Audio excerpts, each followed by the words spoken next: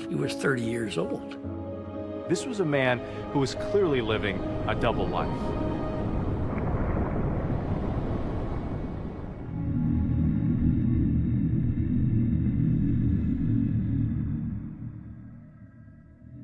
A man in a leather hood entered the window of a house in Citrus Heights and sneaked up on a 16-year-old girl watching television alone in the den. He pointed a knife at her and issued a chilling warning. Make one move and you'll be silent forever, and I'll be gone in the dark. Crime after crime, it was that same terrifying MO. I saw a flashlight shining down the hall, and I thought, now that's odd. The leather gloves are really remembered because they made kind of a sound, you know, when they moved. He started ripping sheets or towels, I'm not sure, but it was very methodical and it was very slow. It was a time when a vast area was terrified of one evil being. This was a criminal who went by many different names. He was known as the East Area Rapist in Sacramento County, the original Night Stalker in Orange County. A 29-year-old wife was raped while her tied-up husband had to listen. A 17-year-old girl was attacked here. He would put his knees on the victim's chest, and he had a gun in one hand, a flashlight in the other. Peepings, prowlings, stalking. Over 100 burglaries. Police think he checked the home out before he strikes. He put plates on the man's back, and he told the man, if I hear these rattle, I will kill your wife. At least 13 homicides. This is a sustained campaign of cruelty and viciousness that lasted for decades. Welcome to Crime Scene, a podcast that examines real-life crimes. I'm Michelle McNamara of TrueCrimeDiary.com. Michelle McNamara was a true crime blogger. She was a writer and producer. She was a citizen detective and a true crime writer. Very much being a mom during the day, very much writing about true crime at night. She was working on all different types of unsolved cases. Then she found a case that really dug its claws into her. What turned him on was terror. The East Area Rapist, original Night Stalker, is California's most prolific serial offender. He murdered more people than the Zodiac Killer, but has little name recognition. Partly that's because he moved between communities, and his crimes spanned 10 years. Everything about it is a mystery, and it has such a boogeyman aspect to it. Michelle used to talk about this case, and the thing that boggled her mind is that people didn't know about it. This was one of the most horrific serial killers in history, and nobody talked about him.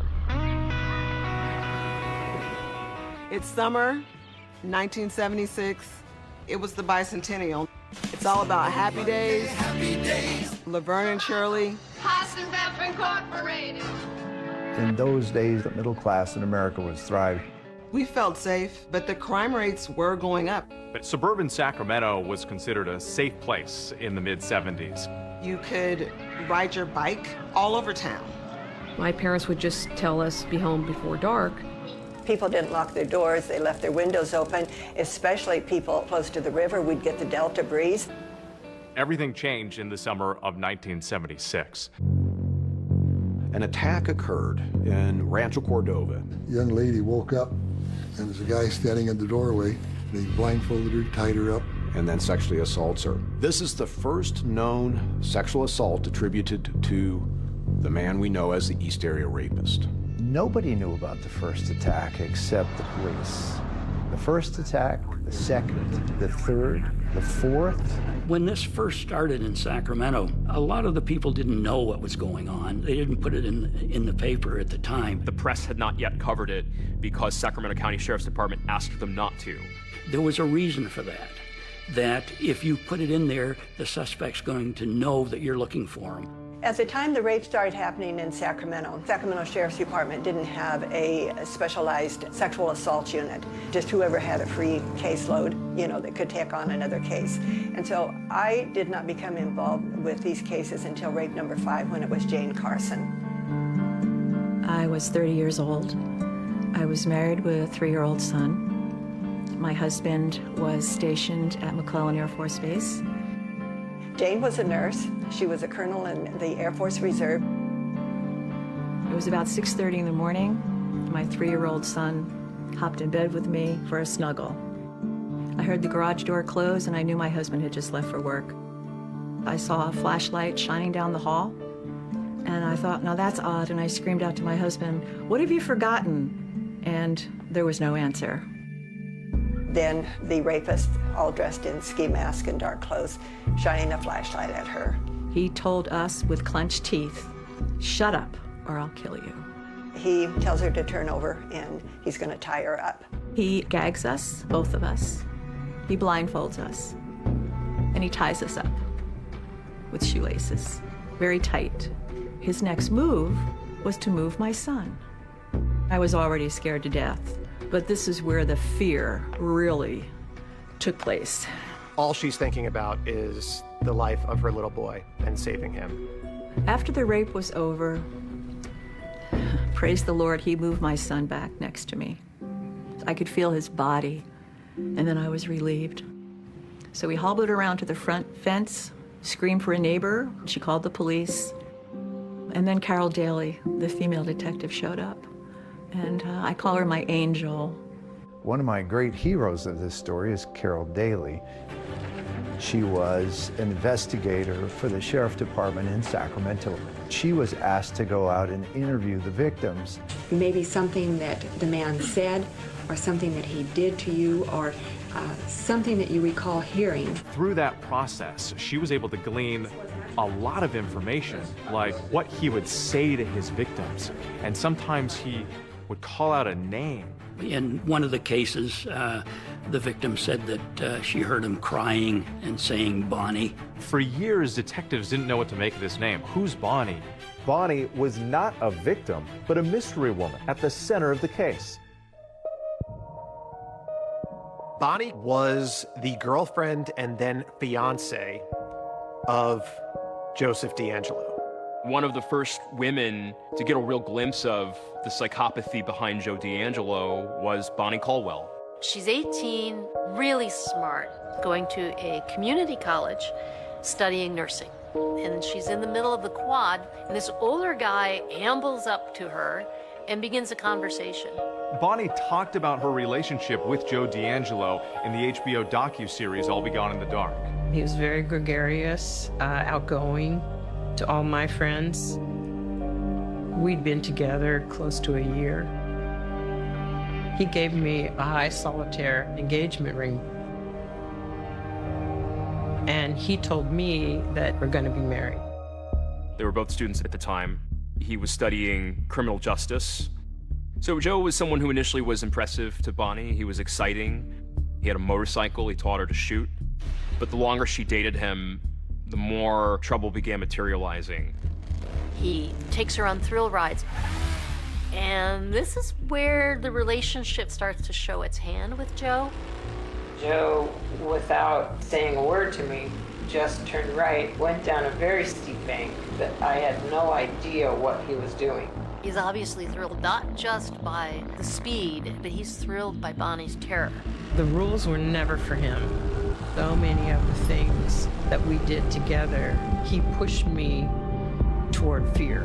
As they're riding on a motorcycle, a German Shepherd comes out from the side of the road and nips at the tires, and Joe swings a foot out and breaks the dog's neck instantly. There's such an efficiency to his movement that stuns her. Eventually, Bonnie said, "I don't want to be with you anymore." She actually broke their engagement. He showed up at her house in the middle of the night. He had a gun, and he told her that she had to marry him. Just inches from my face, there was the barrel of a gun pointing at me, and it was Joe. What he said to me was, "Get your clothes on, get dressed, we're going to Reno, and we're going to get married tonight." Her dad was able to break it up and send Joe on his way. I think it's a foreshadowing that he was going to use violence against people in the future. Bonnie breaks her engagement with Joe DeAngelo, and within just a few years, strange crimes start happening in Rancho Cordova. He would empty female underwear drawers and perfectly line up the underwear down the hallway. It's all control and power. This is my house now. These are my items now. He's the king of the house.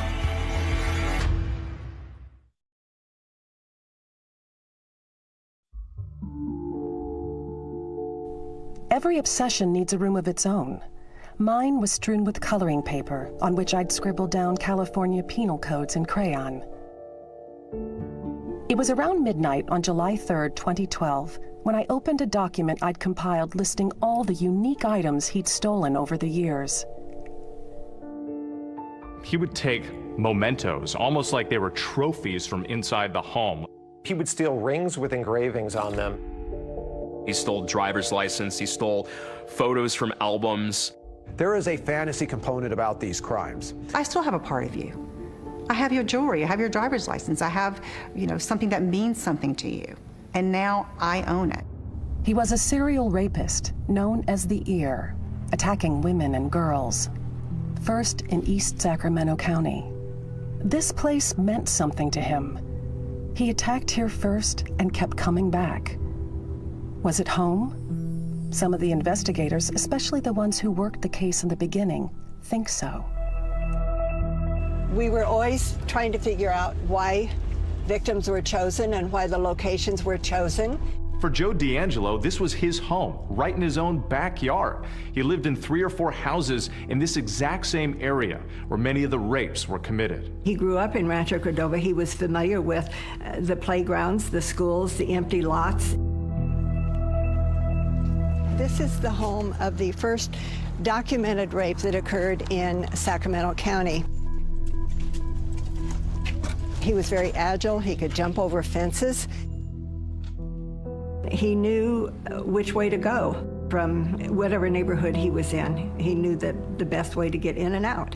He knew this area like the back of his hand. He grew up there.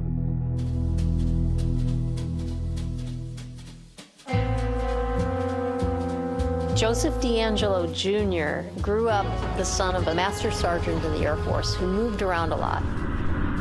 We met Joe when he was 13 years old. My father was stationed at Mayfair Air Force Base, and then his father was transferred there, and we shared a duplex. The girl who became very close to him at the time, Judy, described a very lonely boy. He was missing a family. His mother and father had split when he was young. At a very young age, he was neglected. He and his siblings would be locked in the closet and then beaten by the father. Per his siblings, Joe D'Angelo received the worst of his vitriol and anger when they were growing up. Joe was always over at our house, and he just became a good family friend. He never talked about himself. He never talked about any problems he might have. He never discussed anything that was bothering him. They started reporting, the peeping Toms here in Rancho. And I remember I was in the bedroom and I was asleep, and I had this feeling. I woke up because I had this feeling somebody was there. And when I looked up and glanced towards the window, I saw this outlined figure. I didn't do anything to let them know I saw them, that I was aware of them. So the next morning I came in here and I says, Dad, somebody was peeking in my window last night. And he says, what? And I says, yeah. And there was footprints out there in the dirt, 2 distinct footprints there. It's very common for sexual offenders to start out, particularly in adolescence, as peepers or voyeurs that are creeping around the neighborhood, looking in windows, watching women undress, almost like a training ground. Many of us had never seen anything like this before in our career. His whole thing was terror. It wasn't the sex. It was the terror that he wanted to put in these people. That was his #1 priority. His victims ranged in age from 13, I think, to 39.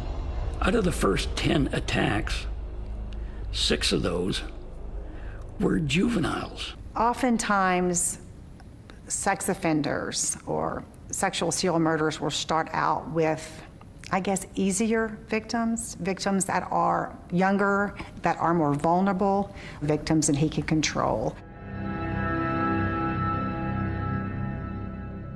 My name is Chris Pedretti. I was 15. I was a kid, just a normal kid, cartwheels in the front yard, and really not a care in the world. It was not ever even a thought that our world might be unsafe. So it was a week before Christmas. She'd been left home alone. I was supposed to go to a high school dance, and it was the last day before Christmas vacation. I put a pizza in the oven, and I went to go play the piano. I remember hearing a noise, and I stopped playing and listened. Didn't hear it again. No, it was nothing. So I kept playing. It was very shortly after that, probably seconds, that he approached me. She turned around and she saw a man in a ski mask. I froze. The brain stopped thinking at that point. I mean, I just went straight into survival mode. I don't remember thinking at that point anything other than kind of turning into a robot. Just do what he says, do what he says. It was like Chris had left the body, and it was just the body left. That individual led her to the back patio. She tied her up. I didn't know about rape. I certainly didn't know about sex. What he did to me, what he took from me, I can't ever get it back. He kind of ruined my childhood. You know, he took it away.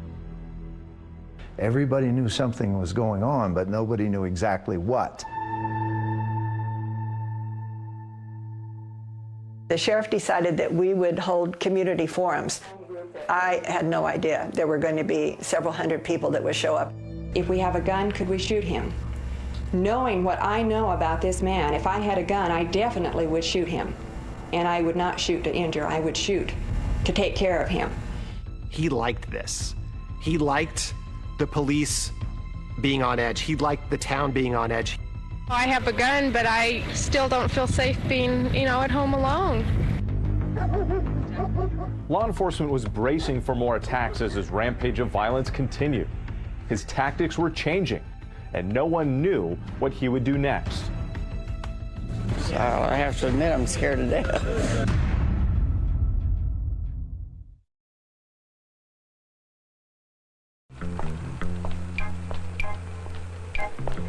The young girl made one bad move after another. Her attitude was much too inviting. She should never have stopped to window shop at night. In the 1970s, when a woman reported rape, she was shamed, she was blamed. Often she was ostracized by her own community. Rape cases really weren't considered serious. They were misdemeanor. You had to make an arrest within a year, or else they were not prosecuted. Even if an arrest was made, the defense was always it was the victim's fault.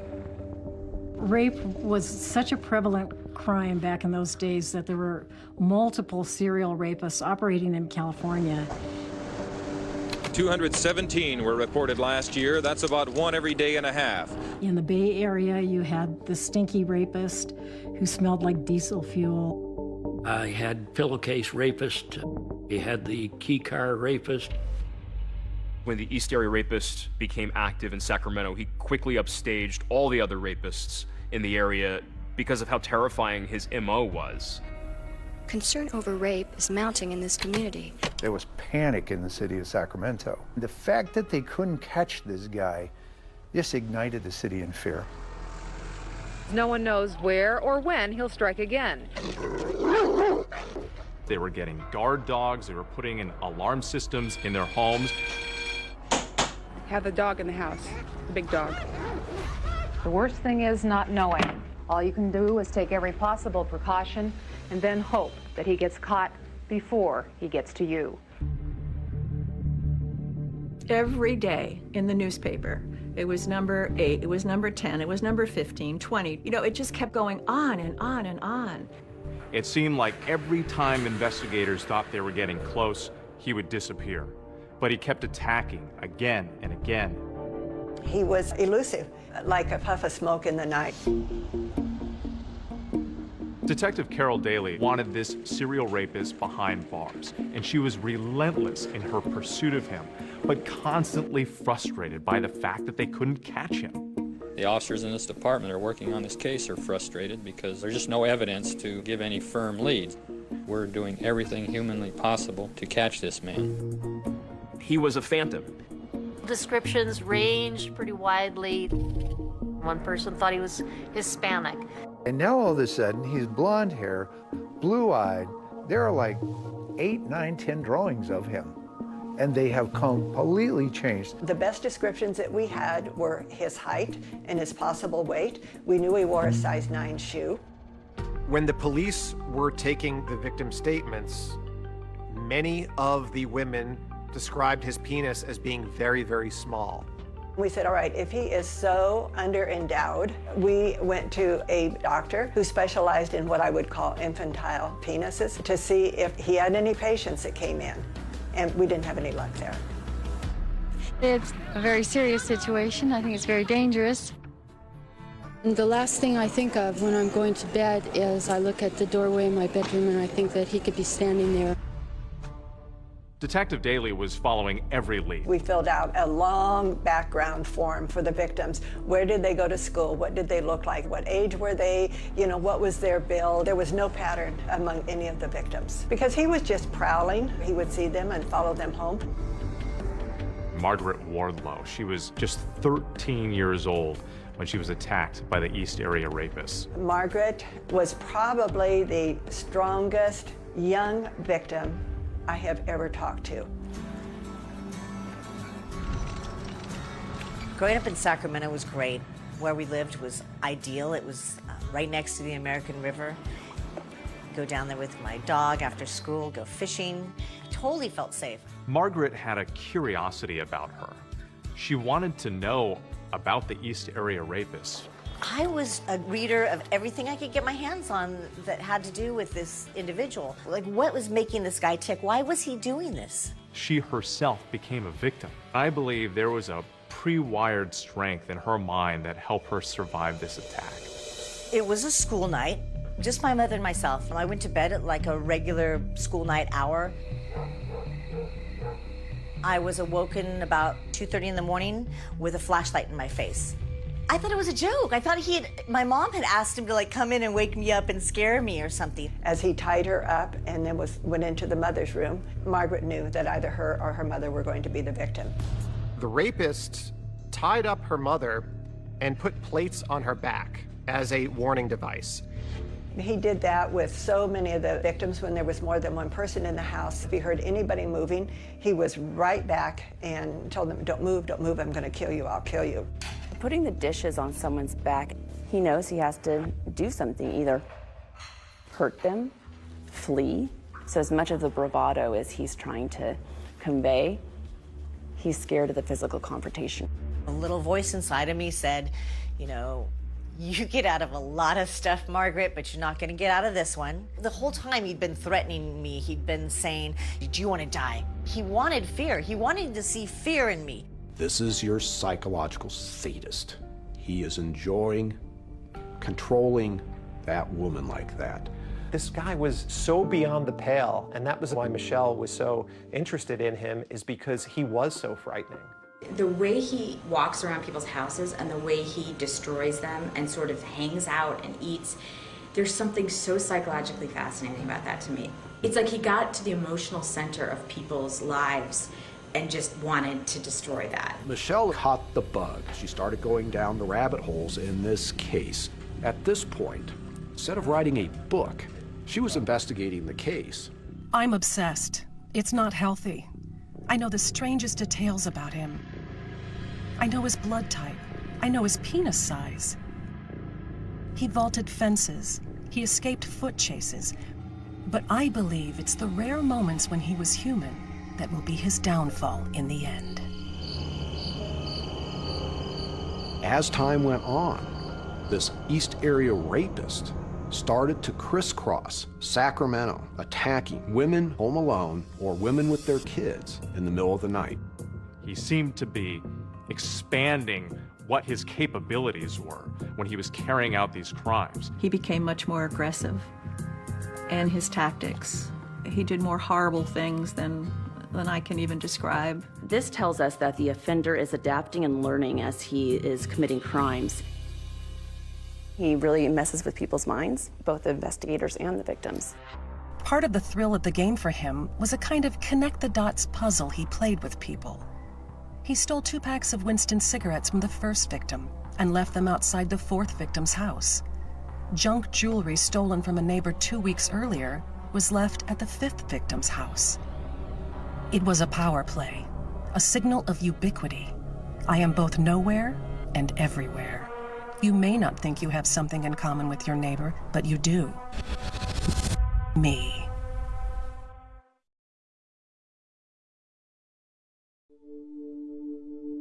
Michelle started as a blogger talking about cases that no one else was paying attention to and trying to get people motivated to look at those cases. The case dragged me under quickly. Curiosity turned to clawing hunger. I was on the hunt, absorbed by a click fever that connected my propulsive tapping with a dopamine rush. I wasn't alone. I found a group of hardcore seekers who congregated on an online message board and exchanged clues and theories on the case. Citizen sleuths, they are ordinary people that go to work, they go home, they put their kids to bed, and then they go on the computer. And they spend hours and hours trying to solve certain crimes. My name is Paul Haynes. I was Michelle McNamara's research collaborator. When I first began learning about the case, there was a specific forum dedicated to the East Area Rapist. It was the most active forum on that website. Paul Haynes was a writer living in Florida, and Michelle recognized that he had a great proclivity for digging into old archives and things. It was a case that a lot of citizen detectives got into because there were so many clues. Earons wasn't a supervillain. He was a man, a guy with habits and traits and preferences that, with enough examination, should shine like Hansel's breadcrumbs in the woods. My name is Kay Gilbraith, and I call myself a researcher. I started seeing patterns emerging to me where I became convinced it was solvable, because all of the crimes had common bonds. He was leaving ligatures at the scene with this particular knot. He would eat food out of the victims' refrigerators.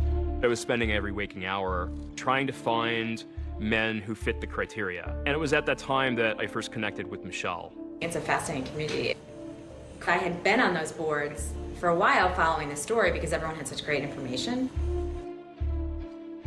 Michelle's quest was to get this case solved. She just had an abiding curiosity in letting the details lead us to the perpetrator.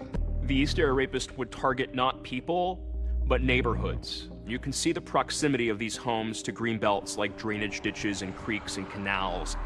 We believe he used the canal as an escape route, which ran along the back of so many properties. He was a great escape artist. These are passageways that this killer used to surveil the residents unseen, cloaked by the darkness of these green belts. He was able to look over those fences, look into those homes, look at what time people ate dinner. I mean, he knew what time the husband left. The Sacramento Sheriff's Office has invested more than 40,000 man-hours in the search for the East Area Rapist. Sacramento would have a helicopter up in the sky, and they all knew it was because they were chasing the East Area Rapist. It was terrible. It was terrible to hear that. Well, he didn't like it either. And it turns out that he served in Vietnam. He left Sacramento because of that helicopter. And then these things started up in the East Bay of San Francisco. There are two things known about the rapist.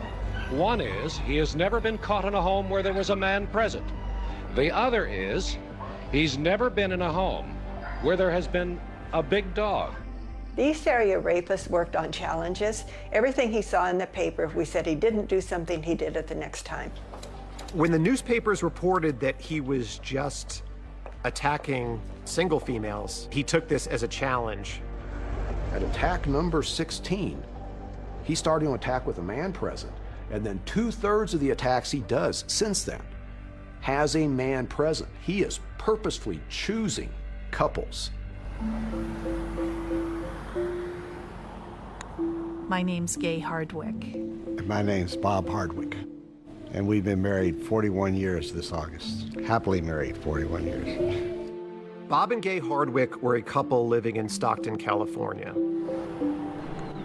We had picked out a home in one of the little picture-perfect tree-lined streets. We were just happy in our new home, living together. The day of our attack was March 18th, 1978, and we were attack number 31. We had gone out to dinner and a movie, normal Friday night, and we came home around 10 o'clock and went to bed. Later that night, we were awakened by very bright light right in our faces and a voice saying, "Wake up, wake up." The attack on Bob and Gay Hardwick was much like all the other attacks in that he confronted Bob and Gay when they were in bed. He ordered her at gunpoint to bind Bob. Nothing you can do when there's a .357 Magnum pointed at your head. He then bound Gay. He retied Bob. Turns him over, puts the plates on his back as a warning device. Things would go silent for a period of time. And then as soon as they moved, he was right in their face. "Move and I'll kill you." Ultimately, he moved Gay into the living room where he sexually assaulted her. You're convinced at that moment that this is not a full human being that you're dealing with. He can not only humiliate a woman who's about to rape, but he can also completely, in his mind, emasculate her partner, putting him in a position where he is helpless and has to listen to what's going on in a different room. These attacks are happening in the macho 1970s. $6 million man. We have the capability to make the world's first bionic man. Well, talk to me, good buddy. And Burt Reynolds, these are the icons. And the men were not looked at as victims. They were looked at as just being weak for not being able to protect their wives and their girlfriends. I never talked to anybody about it over the years. I just wanted to put it out of my mind, It was, we're going to get through this. We're going to get back to normal. And you don't ever really make it to normal.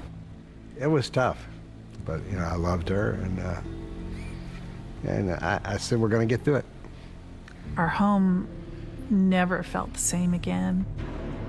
Every surface that you could think of was covered in fingerprint dust. It just looked like a smoke bomb had been set off in our house. It was contaminated and ruined for us. He wasn't out attacking people on lovers' lanes or in parks. He was attacking people where they feel the most safe, in bed with their partner in their home. And he was able to say, you know what? I have so much power, I can take all of that security away and devastate your life. Why couldn't they catch him? Somehow, he was always one step ahead of law enforcement, and they wondered, could he be one of us?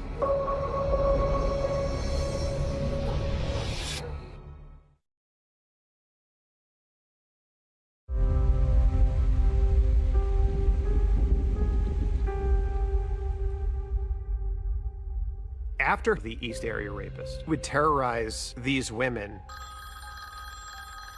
sometimes he would call them and taunt them. Hello?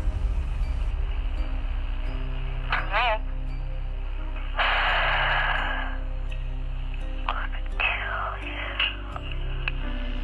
This rapist did not stop with just the assault of that night.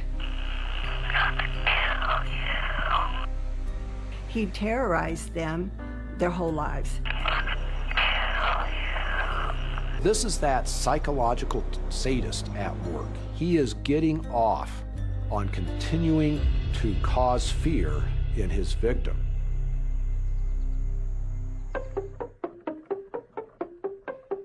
I'm Michelle McNamara of TrueCrimeDiary.com. Larry Crompton is a retired lieutenant for the Contra Costa Sheriff's Department. He worked on the rapist task force in the 70s. How optimistic are you that he may be caught one day? Very, very optimistic. I had worked many crimes while I was on the department, but none of them were really like this. I knew what these people went through, and I knew what the family was going through. I couldn't let it go. And for many years, it was me. What did I miss? What did I do wrong? Why didn't I catch him? Helicopters, roadblocks, citizen patrols taking down plate numbers, hypnotists, psychics, nothing. You were a scent and shoe impressions. Bloodhounds and detectives tracked both. They led away. They led nowhere.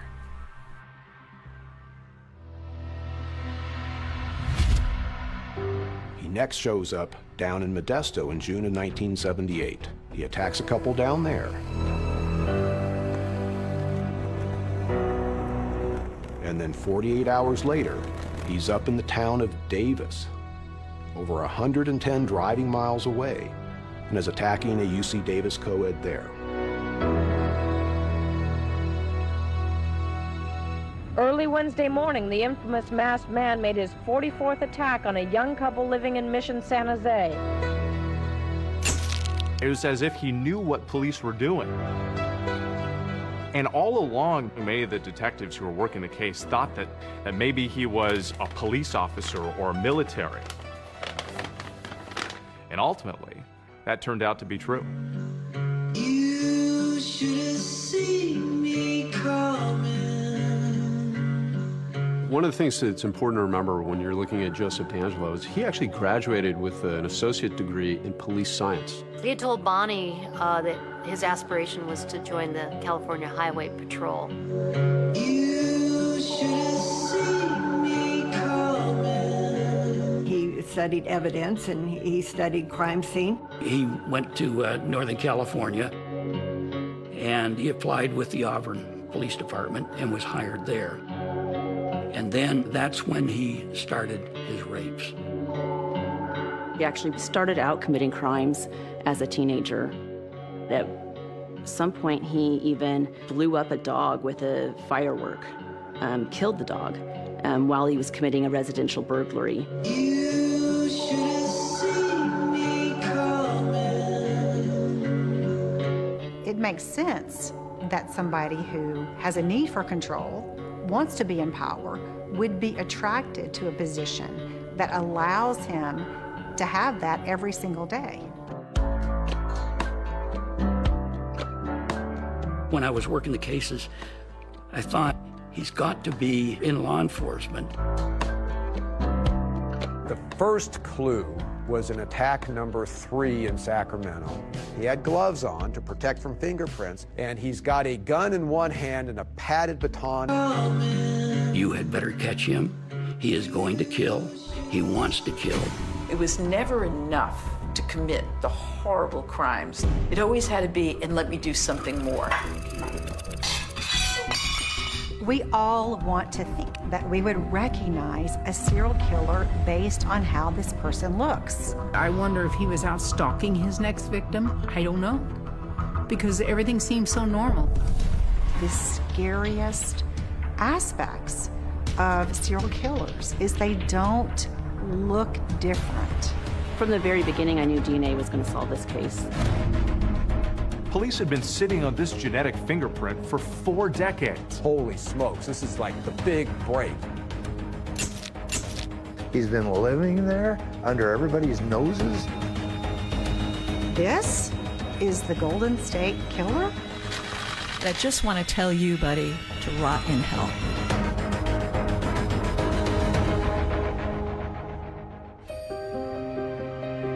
Michelle McNamara was a true crime blogger. She was a citizen detective and a true crime writer. She was talking to her publisher about writing a book that didn't have an ending. My interest in crime has personal roots. The unsolved murder of a neighbor when I was 14 sparked a fascination with cold cases.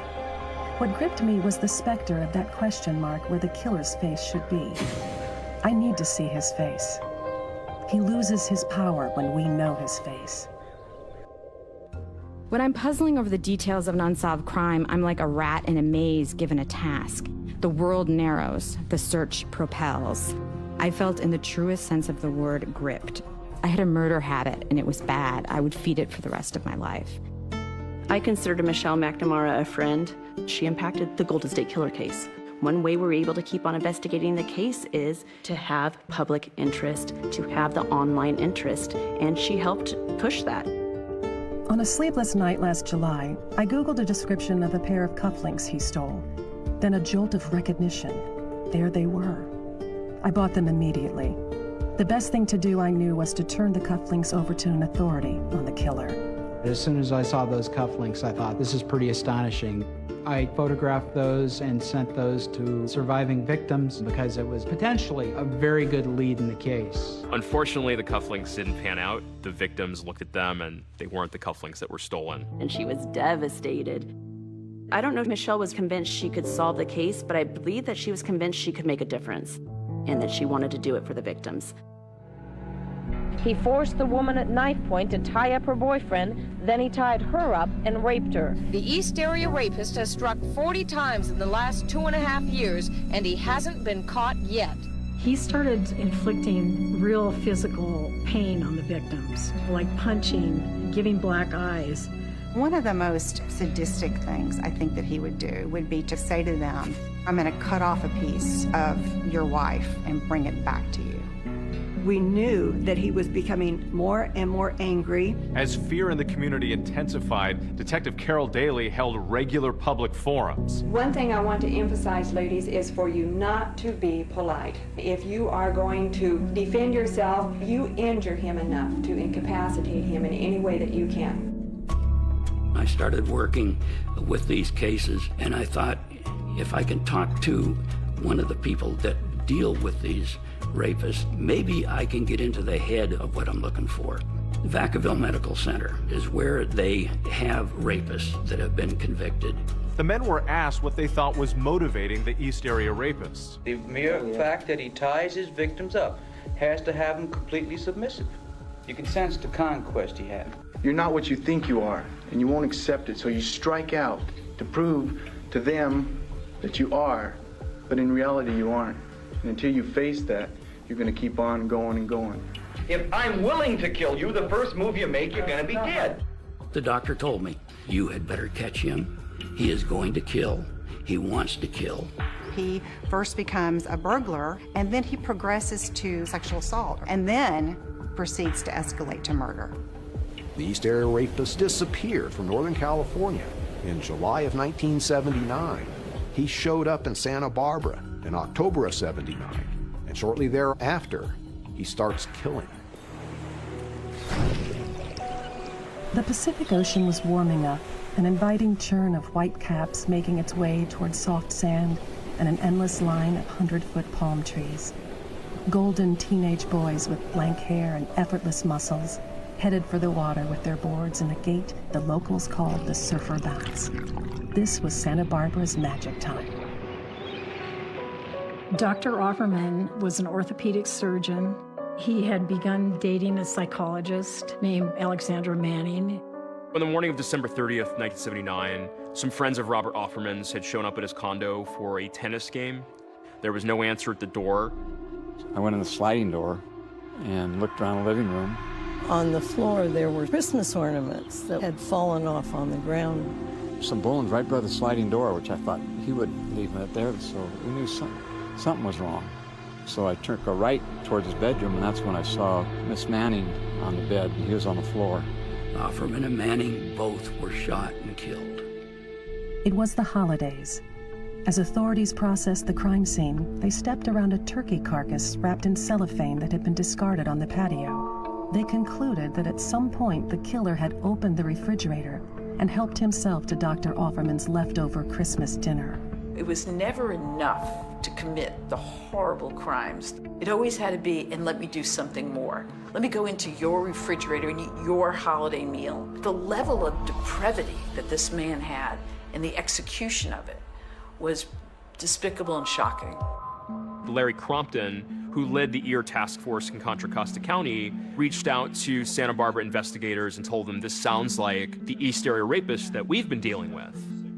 When I called Santa Barbara and talked to the lieutenant and said, I heard that you had a double homicide, would like to know about it because we think it's our rapist that is down there. And he said, don't know what you're talking about. Haven't had anything like that. Nope. Law enforcement agencies weren't necessarily as connected as they are now. I think there was still this thought that these are isolated instances throughout California. And that was it. It was so frustrating. I am sure that Larry Crompton called many jurisdictions because he truly believed that the rapist would move on and become a killer. Santa Barbara is an enclave of rich people. You've got Ronald Reagan. You've got people that are worried about their property values. They don't want news about a double murder in a house going wide. Pretty soon it gets off the front page. He gets a taste for not only murdering people, but murdering them after these prolonged, terrifying times in their homes. In 1979, a new and terrifying chapter. He starts a killing spree. 2 double murders in Gallia, the 1 double murder in Ventura, the murder in Irvine, and the double murder in Dana Point. The rampage of violence was brutal and unstoppable. 4 horrible murders within a 6-block radius in a suburban middle-class neighborhood. We knew it was the same person, but we couldn't prove it. Profilers of that day said, I know of no one who does what this offender does. I thought once he started killing, there's no way he can stop, and he's going to continue to do it.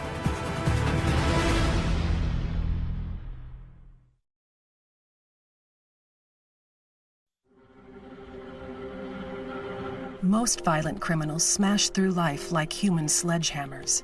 They're caught easily, but every so often a blue moon surfaces. A snow leopard slinks by.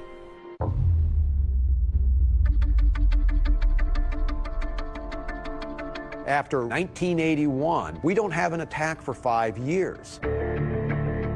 Well, I think people slow down in life. You don't have that sort of energy to be prowling. Like, you literally can't be out at 3 a.m., like, running across roofs, because you're not 18 anymore. I don't believe that his sexual deviances went away, but I can believe that he found other, less risky ways of satisfying those urges. Could he have moved out of the state, out of the country? Could he have died, got medicated? I mean, I don't know.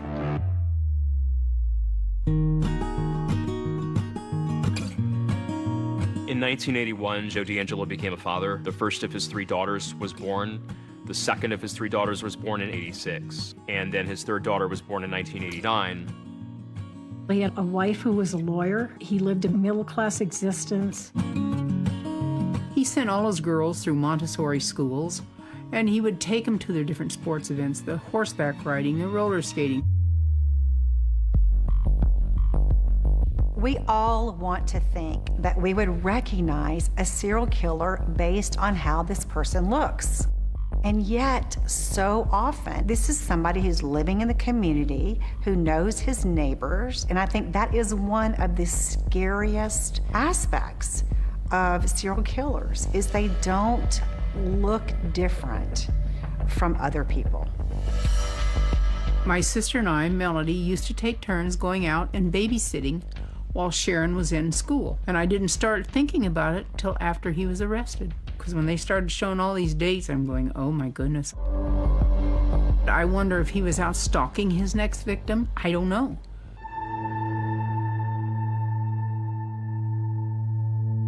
It's been 5 years with no more rapes or murders by Joseph D'Angelo. For some reason, he runs across beautiful 18-year-old Janelle Cruz and can't help himself and kills her. Janelle was kind of a shy girl. She was very pretty, very popular. The brief life of Janelle Cruz was no less tragic than her death. Her biological father was long out of the picture. Her parents had gone to a cruise with her 6-year-old brother, and she was staying at the residence alone. For the first time, left my daughter alone, because that was another thing that I never did, because I was worried that if I was gone, that something might happen. Janelle Cruz had had a friend over to the house and heard noises in the backyard. They got up to inspect that, saw nothing. And sometime that night, Janelle was confronted by an intruder. She was raped, and then she was bludgeoned to death.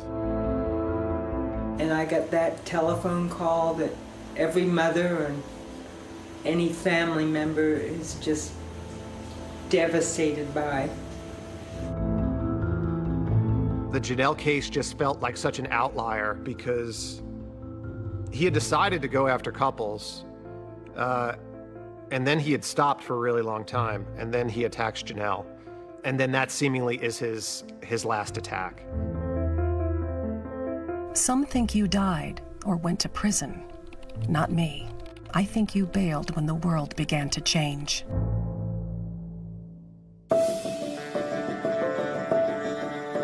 In the 1970s, there was no DNA. The investigators had evidence, but couldn't connect the crime scenes. They needed the science to catch up. DNA didn't enter the forensic landscape until about 1986, 1987. It would take 15 years for DNA to finally link the Northern California East Area Rapist series with the Southern California homicides, as all being done by one man. I was immediately on the phone to Larry Poole down at Orange County Sheriff's Office, and we're talking about, holy smokes, this is like the big break. But detectives still had no idea who he was.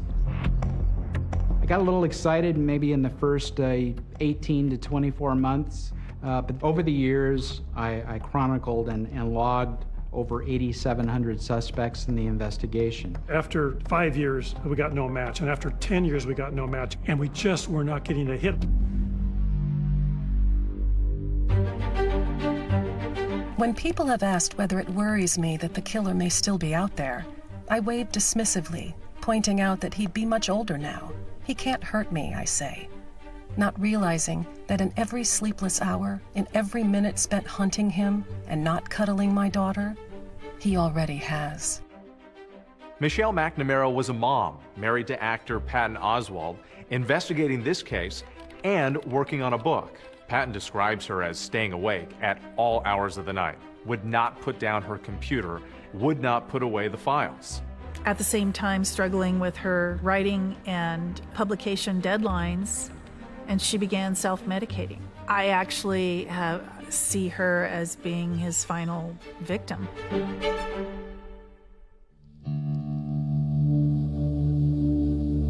I got an email from a friend of Michelle's, and he told me that Michelle had passed away that morning. I think I went completely numb. I eventually learned that she had fallen asleep and didn't get up.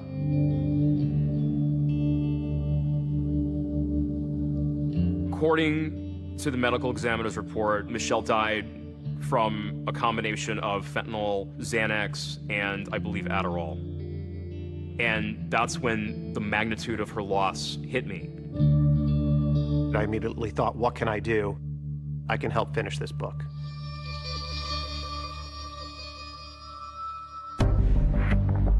When Michelle passed, we decided at the end of the book, what are the strings that she left us to get us out of this maze? It was genetic genealogy. From the very beginning, I knew DNA was going to solve this case.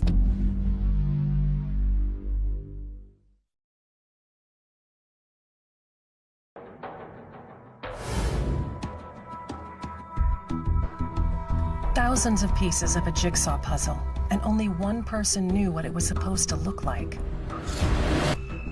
That one person wasn't Michelle. It was the killer himself. It has now been 40 years that one of the most prolific serial killers in American history has managed to elude police. The man known as the Golden State Killer has been linked to 50 rapes and 13 murders. Police are frustrated and running out of leads.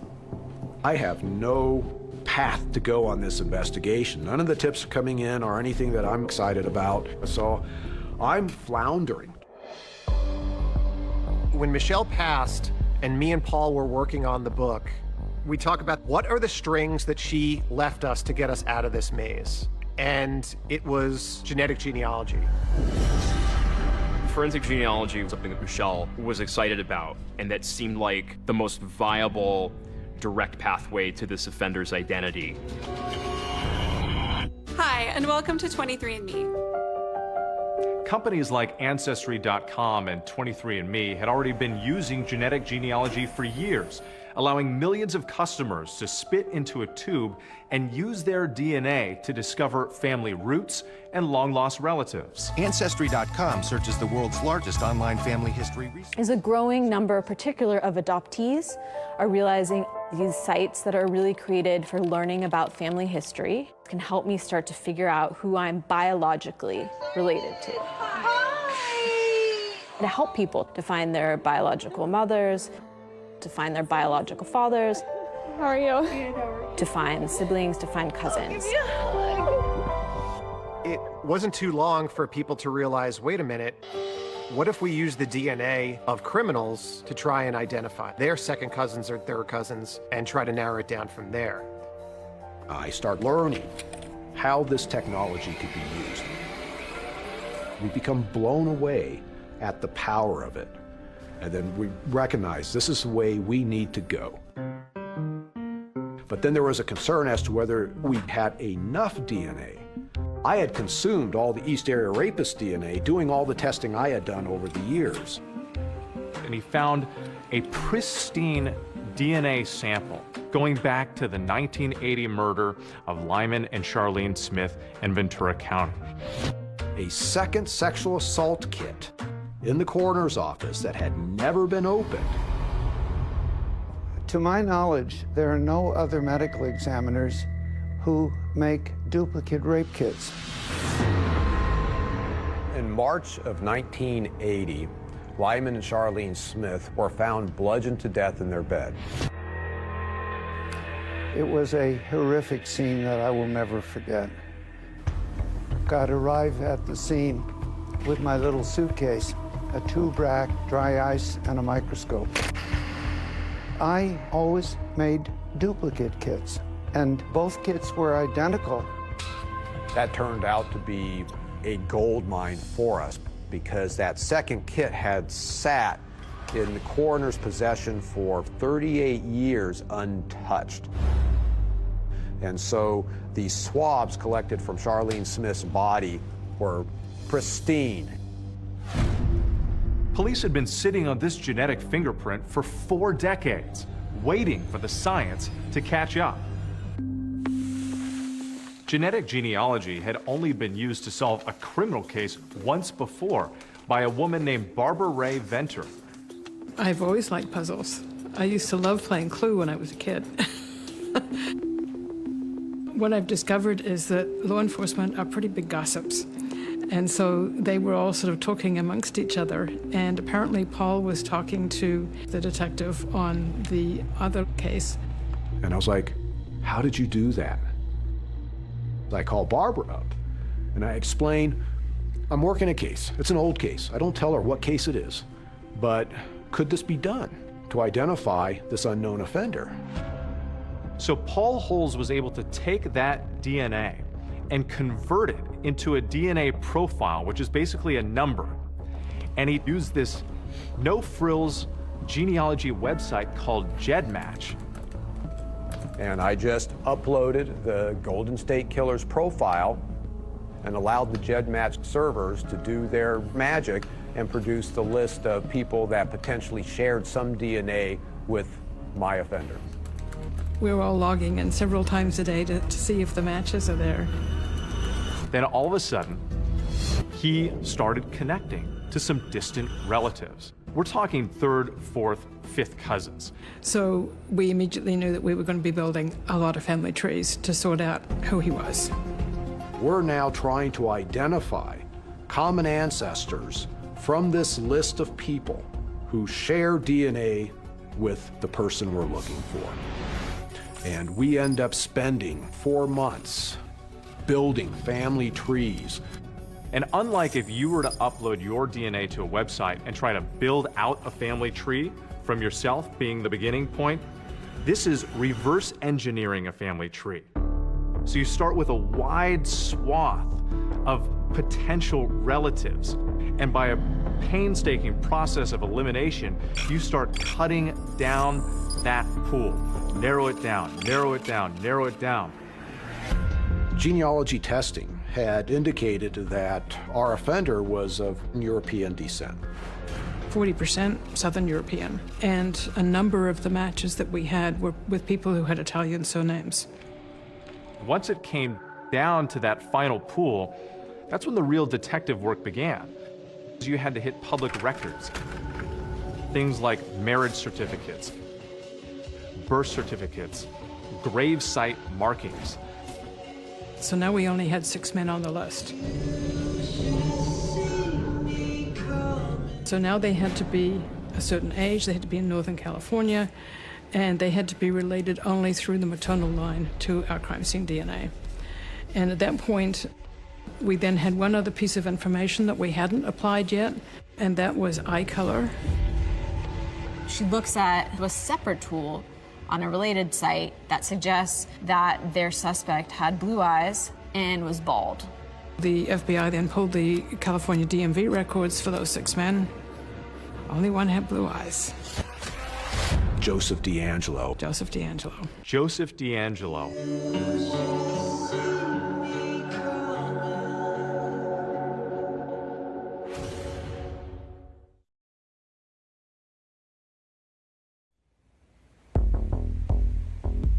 After 4 decades and countless hours of detective work, it's an emerging technology, genetic genealogy, that finally gives investigators their strongest lead yet, a name. Who is this guy? I need to start drilling down on him, and I'm now within a couple of weeks of retiring. So I'm trying to find out as much as possible, as fast as possible, about Joe DeAngelo. He's not in any of the criminal databases, so police start putting together a case to either eliminate him or prove he is in fact the man they're looking for. Physically, he was within the specs of what we were expecting for the Golden State Killer. Born in 1945, a little bit on the older side, but most certainly within that 1940 to 1960 range. Investigators started zeroing in on Joseph DeAngelo, and they started digging up things about his past. He goes into the Navy.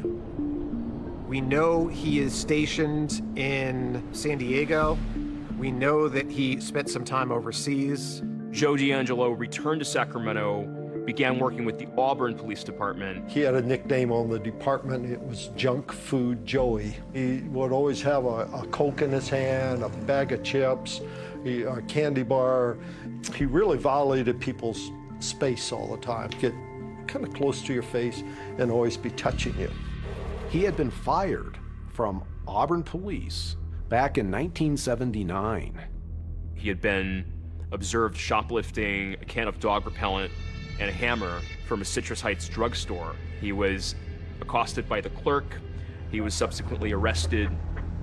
Auburn Police Chief Nick Willick had to fire DeAngelo at the time. And the chief said when Joe was put on administrative leave, he had threatened to kill me. I immediately remembered back my daughter, you know, being afraid. A short time after he had been fired, she said, there was someone looking in my bedroom window with a flashlight. She said he got up and ran outside. That man was gone, but there were shoe impressions all around the perimeter of his house.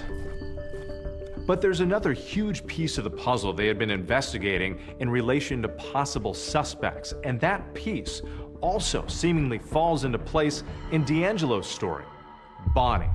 There's a newspaper clip from an Auburn journal about the engagement, and there's this picture of a young brunette. She's 18 years old. Announcing his engagement in 1970 to a woman named Bonnie Colwell. Remember, Bonnie was one of DeAngelo's early girlfriends who broke off their engagement. So suddenly, Detective Holes and others were like, wait a minute, could this be Bonnie that we remember following early on in the case? And of course, Bonnie was significant due to the victim in attack number 36. While the East Area Rapist is literally raping that victim, he is crying and he's saying, I hate you, Bonnie, I hate you, Bonnie, over and over. I'm now within days of retiring. It's like, okay, I've got to go boots on the ground on this D'Angelo. More and more things connect and click. You know, right place, right time. Let's go see if this is the guy. I'm now my second to last day at work, and I go, I have to go see this guy, where he's living. And I park on the curb directly opposite from D'Angelo's house. There's a car in the driveway. I'm pretty sure he's home. And I'm sitting there, and I'm wondering, what's the likelihood, really, that this is the Golden State Killer? A day before his retirement, Paul Holes literally has the suspect in his crosshairs. It's been a 24-year hunt, but he uses restraint and turns in his badge the next day. It was a tough decision to drive away from that house that day. I was upset. I was like, you know, I didn't solve this case before I retired. The Sacramento Sheriff's Office picks up where Paul Holes left off. And so what they have to do next is conduct surveillance on Joseph D'Angelo. And what they're waiting for is an opportunity to collect his DNA.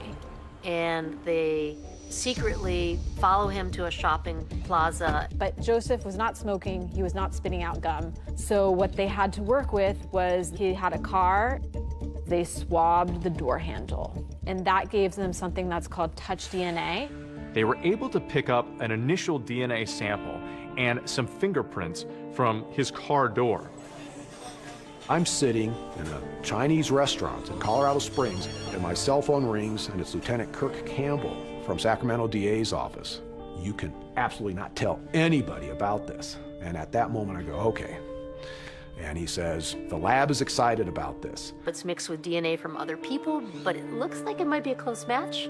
But the Sacramento DA was saying, we want a cleaner sample. So they stake out his house, wait for him to put out the trash. He puts his trash out on the curb. They get a guy that comes and collects the trash. They sneak over and pull tissue out of the trash bin and take that back to the lab. And one of the items out of the trash had a single source male DNA profile that matched 100% the Golden State Killer's DNA profile.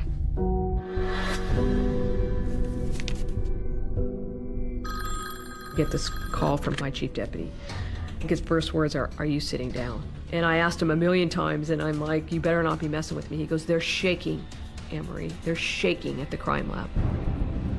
They got a match, but now they have to get the suspect into custody. So they call Paul Holes back to assist with the operation. There was concerns about how he would respond if this did not go smoothly. I can imagine they were prepared for every scenario. This is somebody who has been a sophisticated, a diverse, sadistic killer. A law enforcement team now gathers outside D'Angelo's home for the takedown. He and his wife have been separated for decades, and he's living with his daughter and granddaughter. The hope is to get him away from his house in order to be able to do it safely. So at a certain point, D'Angelo's over off to the side of his house. It looks like a prime spot. And then we just hear over the radio, go.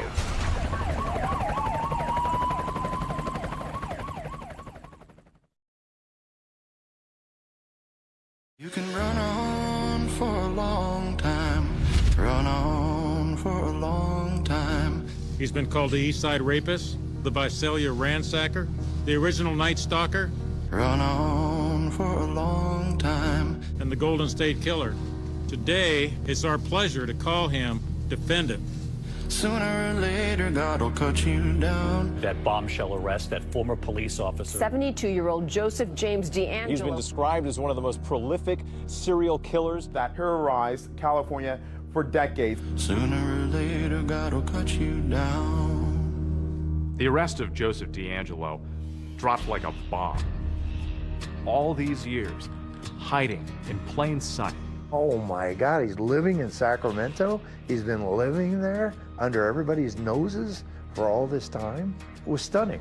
It's a moment when you realize that 40 years of work by a lot of folks to bring some answers to some family members was becoming real. It's just unbelievable. After all these years, they got him. I feel I reverted right back. That part that I was so successful at tucking away in my brain, that door opened. I was shaking. It was hard to process. I know after I got the call, the tears welled up. Thousands of nightmares and thousands of sleepless nights have come to a rest. It was just something that was on my mind for all those years. Want him caught before I die. We could finally put a face and a name to this masked individual that was terrorizing all these communities back in the 70s and 80s.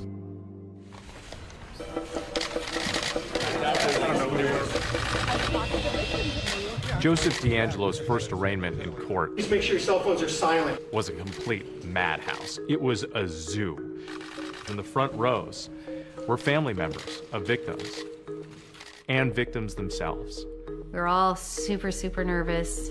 I start sobbing, and I couldn't stop.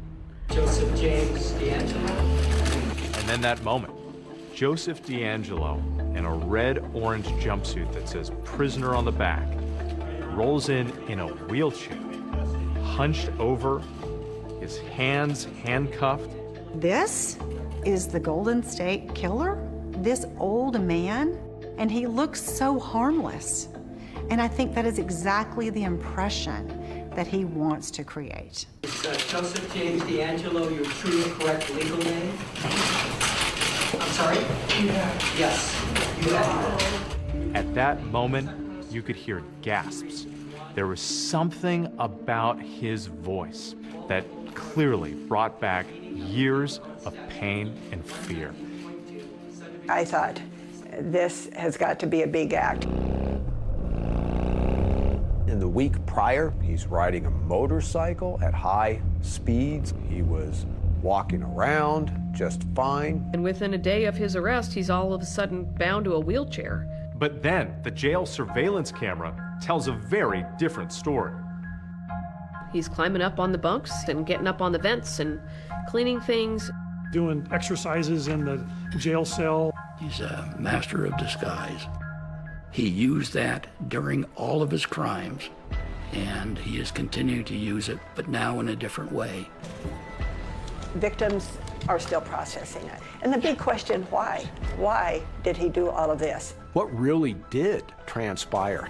Why he became this person, this predator? I think that's the million-dollar question. Mr. DeAngelo would like to make a brief statement.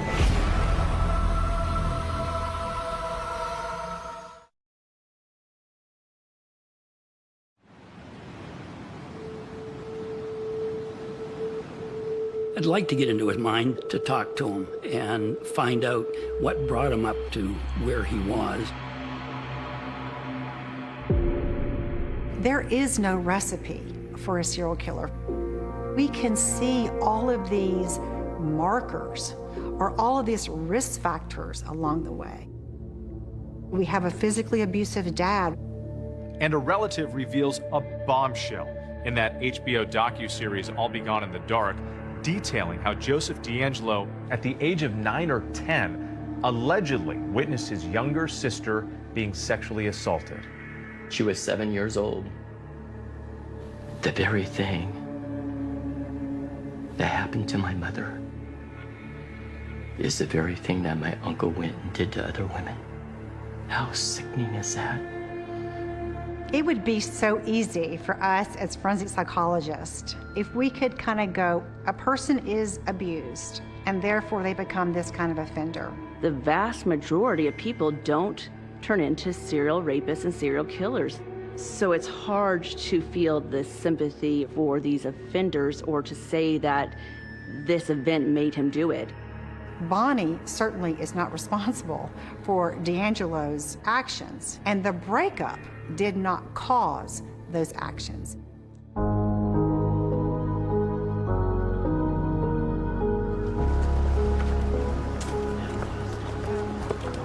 Sentencing today for the so-called Golden State Killer. Former police officer Joseph DeAngelo Jr. committed rapes and murders all across California. This is the matter of the people of the state of California versus Joseph James DeAngelo. This will be the first time that these people have seen him since the nights that they were victimized. This is a network of people that have come together that never knew each other, but share one thing in common. On March 18th, 1978, Joe D'Angelo attacked us while we were sleeping. He kidnapped me from my bed. He raped me repeatedly. I want you to look at me. You bound my wrist and ankles. You blindfolded me. Remember that? At 3 different times that night, I thought I was going to die. No 13-year-old should have to find out what a rape kit is. My family couldn't hide the agony in their faces. What matters is that you will spend the rest of your life in prison, and I survived. I just want to tell you, buddy, to rot in hell. You will forever be known as a repulsive coward who hid behind a mask of evil. The devil can keep you company in your prison cell as he gnaws away at whatever soul you have left. Mr. D'Angelo would like to make a brief statement. I've listened to all your statements, and I'm truly sorry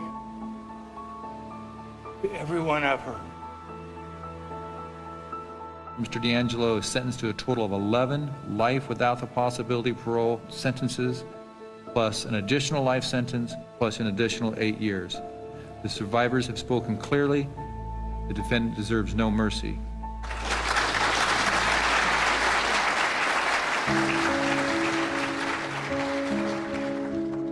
In the end, we may have lost a battle one night, but... At 4:15 a.m. on the night of December 6th, it was real windy that night. We didn't have a lot of calls coming in. We felt like we were wrapping up our night because it was only a couple more hours till we get off. 8791. And then we get the dispatch call that says there's a young man that had ran to the Weigels. 1080 with the victim just occurred at Weigels, 328 North Cedar Bluff. Time, stand by for update. It's early morning in December when the clerk inside this convenience store gets a startling visitor. A young man who's bloody, pleading for help. He's barefoot and appears to have been seriously injured. Knox County 911. Yes, with the Weigels number at Cedar Bluff Road. Mm-hmm. There's a man that just walked in the store. He's heavily bloodied. Looks like he's been in a fight. A gentleman had called in from the Weigels on Cedar Bluff and stated that he had been attacked. When he ran up to the Weigels, he had blood all over his clothing as he entered into the gas station. He had a stab wound to his face. He had cuts on his hands. He was stabbed in the chest. So he did have obvious signs of trauma on his body. Does he need an ambulance? Yeah, that's what he said. Okay, can I talk to him, please? Sure, he wants to talk. All right, what's your name? Jason Amami. Jason? Amami. Now what happened? I just felt somebody stab me right in my chest. Somebody stabbed you? Me in my face. And that's the first thing I did was get up and run. He'd heard some noise. He came outside. He came out into the hallway, and he had seen someone in the hallway, which then came to him and attacked him. He eventually got away from the attacker, and Jason had ran out the door. He had on clothing that he was sleeping in, which was just a pair of shorts. He had left so abruptly that he didn't even take time to get his glasses or his shoes before leaving the apartment. He just ran out as quickly as possible to flee and get help. And while Jason Amami tells the clerk that he was able to get away, shockingly, he says he wasn't alone in that apartment. His roommate's still in there. Apparently somebody broke into his house. Is his roommate okay? He doesn't know. Is he okay? She was screaming very loud. Now, where's your address at? Redora Road. Redora? R-H-O-D-O-R-A. R-H-O? Park Apartment.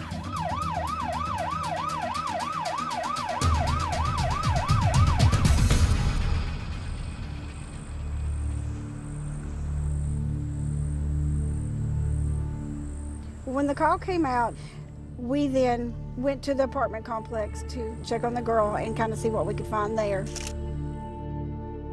21-year-old Jonna Berry is barely clinging to life. They found Jonna laying just inside an entranceway. She was face down and had multiple wounds to her body.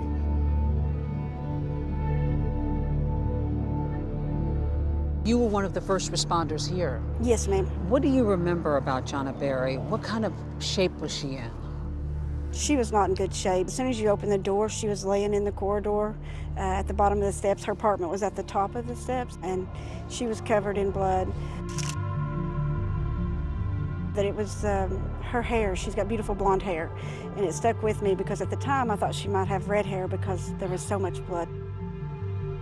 Just kind of moaning, making a few sounds, but was unable to talk due to her injuries. She did have a very large wound on her neck. She also had multiple stab wounds across her body. Over 25 wounds to her body. It was very obvious that Jonna had been in a fight for her life and that it was a very violent struggle. For me, it was one of the worst crime scenes that I have been involved in since being in law enforcement. Was the person who went door to door trying to get assistance. It's 4 o'clock in the morning. It's not the middle of the night, per se. One individual thought someone. Below that peephole, absolutely heartbreaking. Unfortunately, the call dropped and there was no other activity. Everything we have for Brandon Park Apartment. Once the residence was cleared and we noticed there's no one else injured in the apartment, we go back down the stairs. I go back to her. So I leaned down and was talking to her, asking her if she knew who done this, if she knew where they went. I was just asking her all kinds of questions, try to help us find out who done this and what had happened. She would move around a little bit, but she couldn't answer me. So by this time, I just kind of held her hand and waited on EMS to arrive.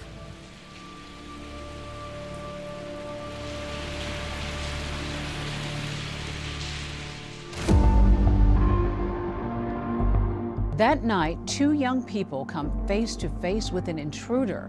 Jason manages to escape, but Jonna, who was too injured to speak, did not.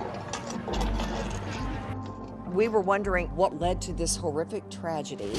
The attacker has vanished, the motive unknown. Are our children safe? Are we safe? We had no idea who did this.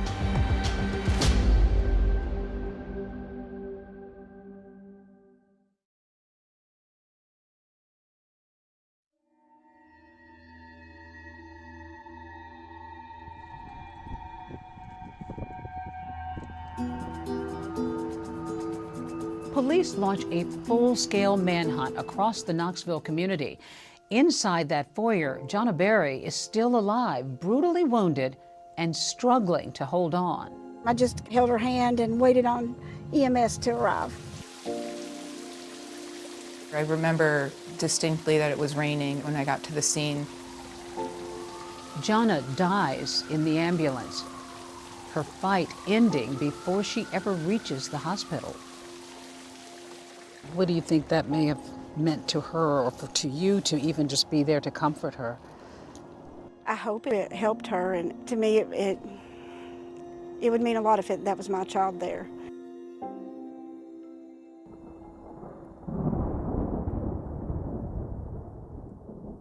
It was 4 a.m. in the morning on December the 6th. We got a phone call from Knoxville UT Hospital. The gentleman on the other end of the phone, he asked to speak to Mike, which was very unusual because nobody called my cell phone and asked to speak with my husband. She handed me the phone, and there was somebody on there said, "Are you Michael Berry?" And I said, "Yes." "Do you have a daughter, Jonna?" And I said, "Yes." Just to let you know, your daughter was murdered. I heard him say, "Jonna's been murdered."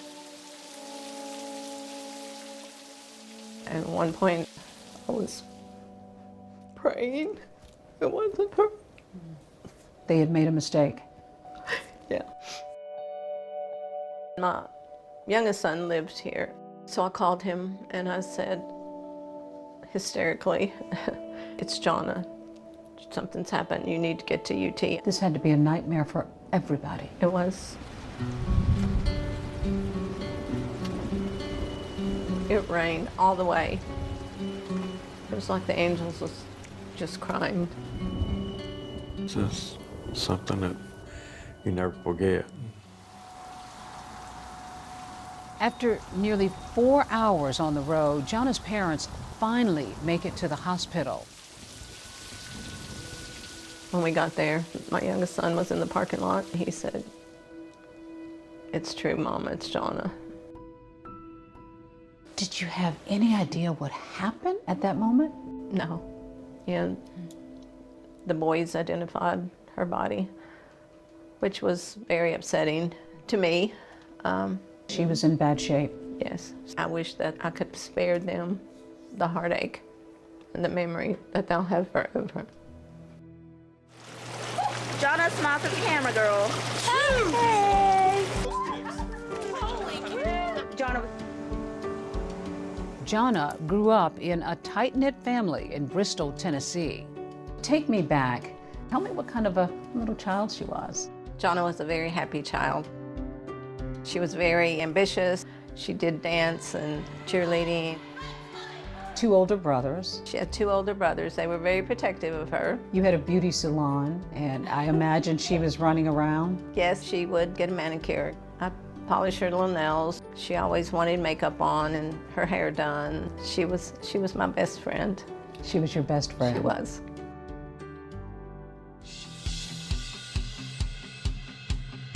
After high school, Jonna heads off to East Tennessee State University, where she gets a degree in child psychology. What was it that she aspired to? What were her aspirations? She wanted to devote her life to children. She wanted to help them in any way she could. As Jonna grows older, her dreams for her future grow bigger, and she meets her fiancé, Jason White. Jonna got engaged when she was 20. Kind of young. It was young, but she knew what she wanted, and she worked hard to get it. Jonna loves children, and that passion leads her to Knoxville, where she begins working toward a master's degree in child psychology. Most here consider this a safe slice of America, next to the Tennessee River. About 35 miles away, you'll find Dollywood, nestled in the Great Smoky Mountains.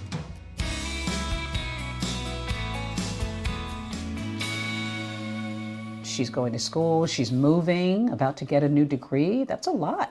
But she was so ambitious. She was constantly on the move. How does she go about finding a place to live? She was in the process of looking for an apartment, but we hadn't found the exact thing, so she stayed with a friend from college. She rented a bedroom.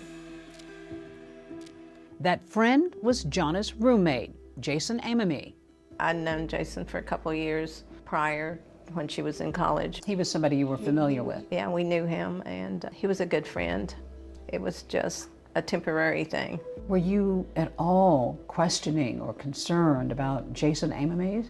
Jason was stabbed also, but Jonna's brothers and her dad wondered why Jason didn't help her. And police have their own questions. They sit down for the first of several interviews with Amami. He was able to explain to us that he woke up in the middle of the night because he heard a scream. Jason knew that Jonna did have nightmares, so at first he assumed that she could have just been having a nightmare. But as he got up, he noticed that there was a male figure backing out of Jonna's bedroom. Jason was confronted by the assailant. He was stabbed about 6 to 8 times. At that point, Jason didn't hear any more screams for Jonna. He wasn't sure if she had escaped the apartment or not. He just ran out as quickly as possible.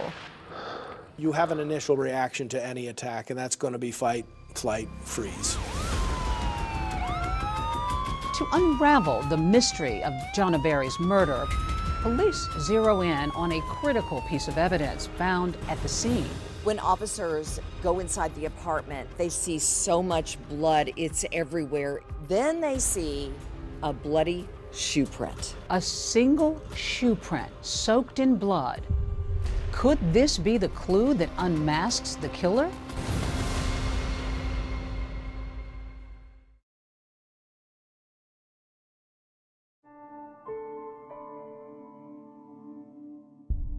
Jonna was funny, charismatic, intelligent. She just had this aura about her that just drew people in. Who would want to hurt somebody that was so pure? Christmas was Jonna's favorite time of year, her family says. And just hours before the murder, she and her mom were on the phone talking about picking up gifts for the holidays. I said, I did some Christmas shopping today, and she said, oh, I did too. We talked a little more, and we said good night, and I love you, and I'll talk to you tomorrow. The night she died, she had been wrapping Christmas gifts for children. Jonna had them separated, you know, in little piles, they said, with the kids' names on them. It just seemed so tragic right before Christmas. Fear gripped the city of Knoxville. A young woman savagely stabbed in her own home, and her killer on the loose. 21-year-old Jonna Berry and her roommate were stabbed in their Brendan Park apartment. It really left the community feeling unsettled. I'm a news anchor here at WATE in Knoxville, and I have covered the Jonna Berry case since the very beginning. This seemed to be a crime out of nowhere. There were so many questions, and people were wondering what on earth is going on. To this day, Jonna's mom, Joan, can't shake the image. Her daughter bleeding, terrified, pounding on doors, and nobody answering. When you heard that she frantically ran asking for help and nobody answered their doors, what did you make of that? It angered me at first. You know, I can understand someone not opening the door at 4 o'clock in the morning. You know, I can understand that. People don't want to get involved. Why couldn't you be more like Jonna and want to help people? She would have helped anybody. Some of the folks in the apartment complex possibly could not have heard the knock on the door due to it being in the middle of the night and the bedroom being located so far away from the front door. Some people, we learned, were not at home.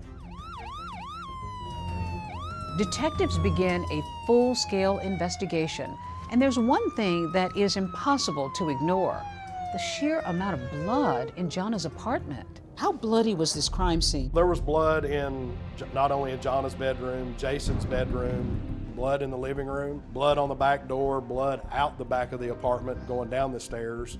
Blood is on the doorknob, blood is on the floor, blood is on the door. Looked like there had been some type of fight in Jonna's bedroom. This had been a struggle. Yes, you could tell that there was a struggle in there. You could tell that she fought hard. Numerous samples of blood were taken from the crime scene. The blood sample were sent to the TBI for analysis. This is the exit that the perpetrator took the night of the crime. We can see that this door is ajar. There's no evidence of a forcible break-in. Detectives wanted to find out was how the person got into the apartment without no forced entry being there. Was the door left unlocked? Did they have a key? Were they let in? There was some speculation that Jonna had been on the phone with her fiancé, and perhaps the excitement of wrapping the gifts and just having these other distractions that she forgot to lock the door. Could it have been a friend of theirs that was in the apartment? Was it somebody that had gotten upset with Jason or Jonna? So there's a lot of different theories that were being thought about of what could have happened. Investigators also discover curious items in the apartment, like a hat and a CD case they believe belonged to the killer. The Atlanta Braves hat, the CD case, all of those things were leading us to believe that someone else possibly had entered the apartment since these things did not belong to either one of the occupants of the apartment. The murder weapon was discovered in the hallway directly outside of Jonna's bedroom. The knife was in the floor, and it had blood on it, hair on it, and it was bent. The hair that was found on the knife appeared to be from Jonna.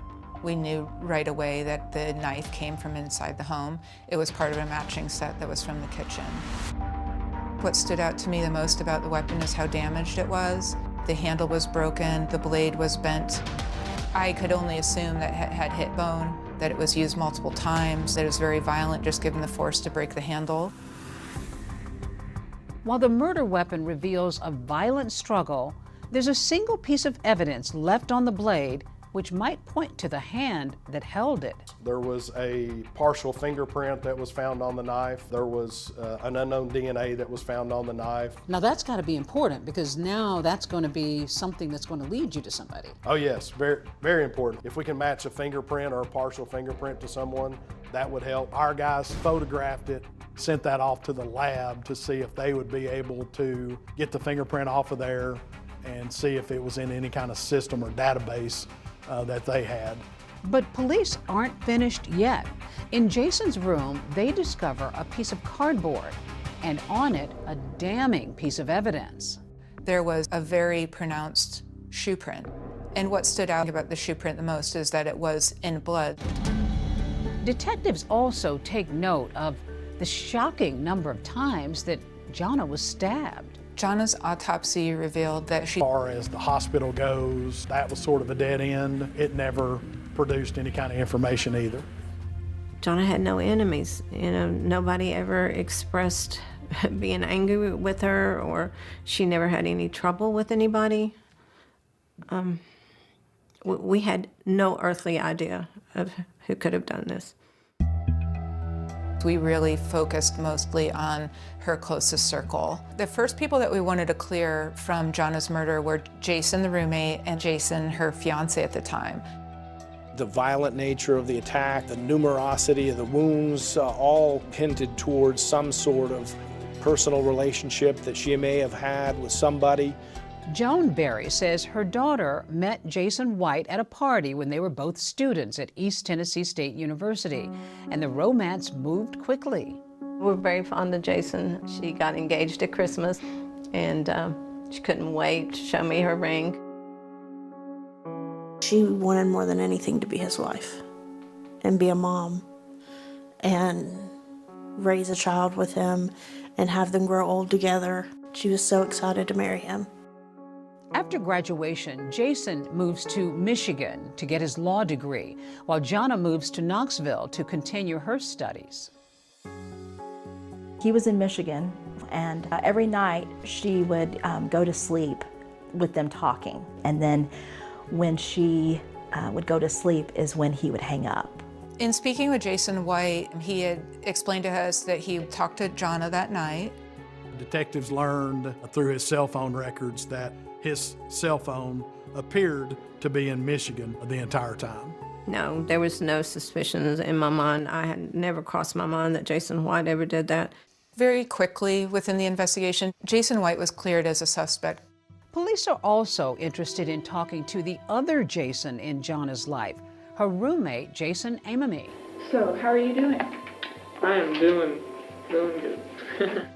Police interview Jason the day after he gets out of the hospital, where he was treated for wounds to his chest, face, and hands. Once Jana's fiance was ruled out, all eyes went to her roommate. And one of the first questions investigators asked him was, do you have a romantic interest in Jana? As far as your relationship with Jana, how long have you known her? I've known her for probably at least over 5 years. Okay. Did you guys ever date? No. Never? No. I was living in Knoxville and she needed a place to stay, so I said I'd be happy to let you live with me. That wouldn't be a problem.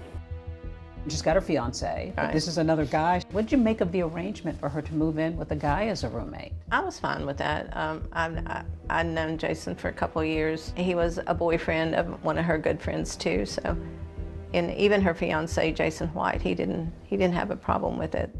He tells Detective Delgado that on the night of the attack, he was watching TV when Jana decides to go to bed. She probably went to sleep about 10:30. I probably went to sleep 12:30 around there. What do you remember after that? I just remember waking up, hearing screams. I looked at my alarm clock. I believe I remember seeing a 4, so probably 4 a.m. sometime. Jason says it's not the first time he's been awakened by Jana screaming at night. She sleeps very light. She told me when she first moved in, she said, if I wake up and I'm scared or something, just come in and check on me, make sure I'm okay. At first he assumed that she could have just been having a nightmare. But as he got up and he was leaving his room to enter her bedroom, he noticed that there was a male figure. Next thing I remember is I'm on my bed and he's on top of me. I just remember fighting with him. He punched me in my face. I kept telling him, I was like, what do you want? He just kept telling me, shut up, shut up. And then I felt a sharp pain right here, and that's when I knew he had a knife.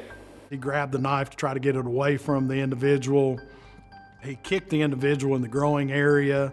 The individual went back against the bedroom wall. He saw an opening that he would be able to get out of the bedroom. At that point, he didn't hear any more screams for Jonna. He wasn't sure if she had escaped the apartment or not. But at that point, he just ran out of the apartment as quickly as possible. You ran out of the apartment. Did you take anything with you? I didn't even think about it. What were you wearing? I was wearing blue workout shorts, which I wore to the gym, and a pair of boxers. Okay. And that's all I was wearing. I just ran straight out the door and right across the street. And I was banging on some of the doors at the other complex. Investigators zero in on an important point in Jason's story. He came face to face with his attacker, Jonna's killer. Now, let's just go through what this guy looks like. He's got short hair, kind of like mine. It's like a brownish blonde color. He felt confident that he would be able to identify the person, provide a sketch of what this individual looked like. This is Tom. Tom, this is Jason. Hey, how's that? Tom's going to help you with the composite. Using Jason's detailed description of that attacker, police are able to generate a photorealistic computer composite of their suspect. So he's able to give you some details about what this intruder looked like? Yes, because he was face to face with that person. So he's really the only living survivor that can give us a description of the individual. Despite Jason's cooperation, investigators say they still have lingering questions about Jonna's roommate. There was no forced entry, and I think that led investigators to probably focus a little bit more on Jason Amami. Also, we had to look at the murder weapon came from within the apartment, within their own knife set. So, Jason had access to that. Could he have gotten the knife and used it to commit this crime? Could he have cut his own finger? It'd be pretty hard to stab yourself in the face close to your eye, but we couldn't rule that out. Is Jason a victim or a suspect? Investigators take him back to the scene of the crime. Will his story hold up? He just kept stabbing and stabbing. That's at the point to where I noticed he finally had a knife. The walkthrough was really important for us. Look for inconsistencies regarding what he was telling us about the scene, what happened that night.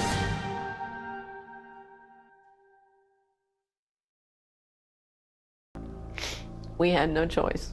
But there's an unexpected guest at the funeral.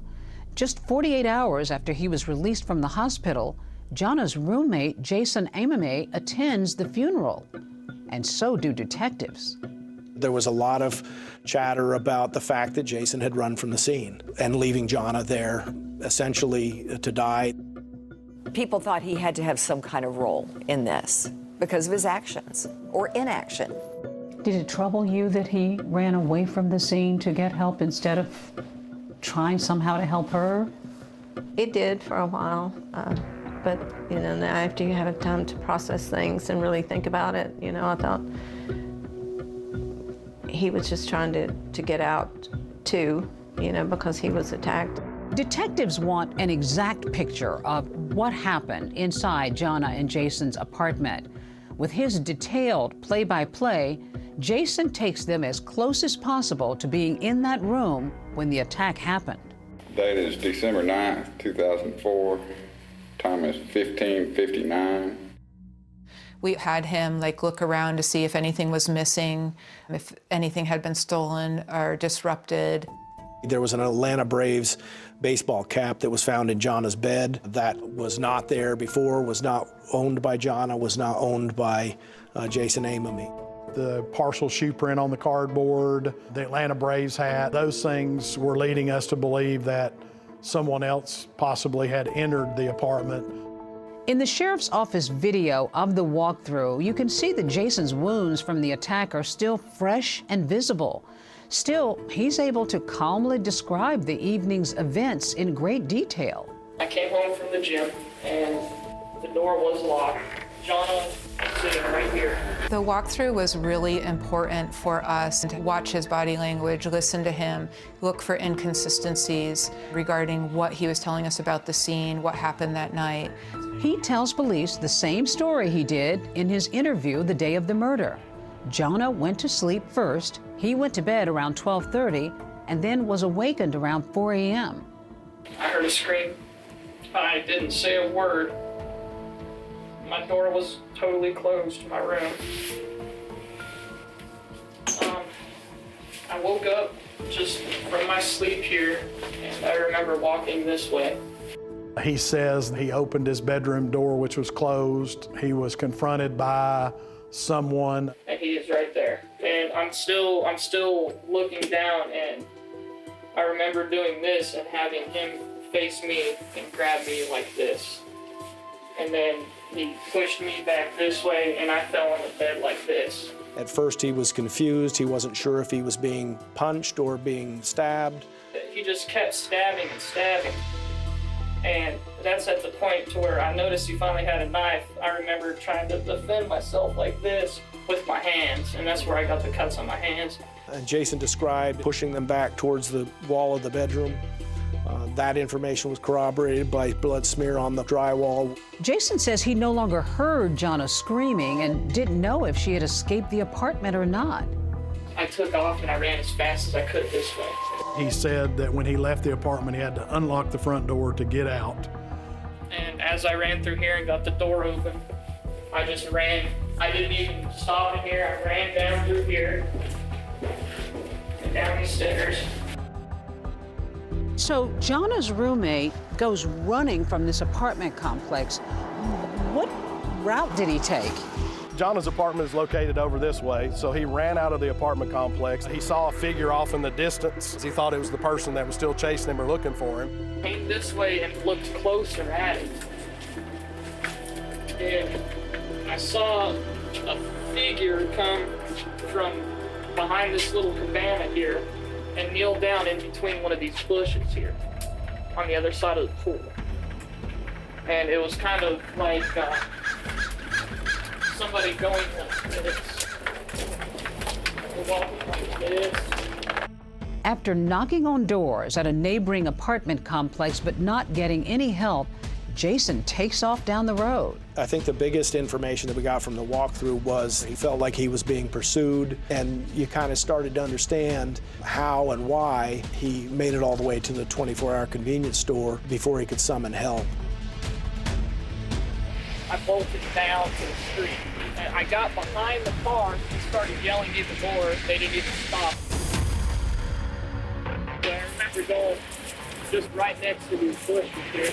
I remember scaling right about this point right here. And then when I got to the door here, I looked inside, noticed the clerk.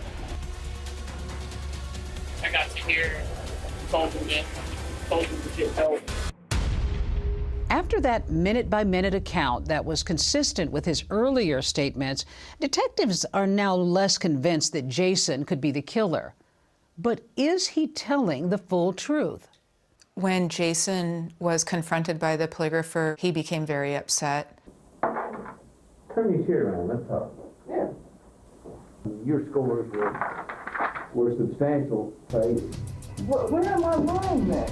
I have told you the 100% truth. And new physical evidence leads to more questions than answers. There was Jonna's DNA, Jason Amamy's DNA, and there was an unknown DNA that was collected. They realize there's a third party that was in that room. And a twist so wild, not even seasoned investigators could see it coming. I felt very confident. This has to be our guy. Why would anybody want to cop to a crime they didn't commit?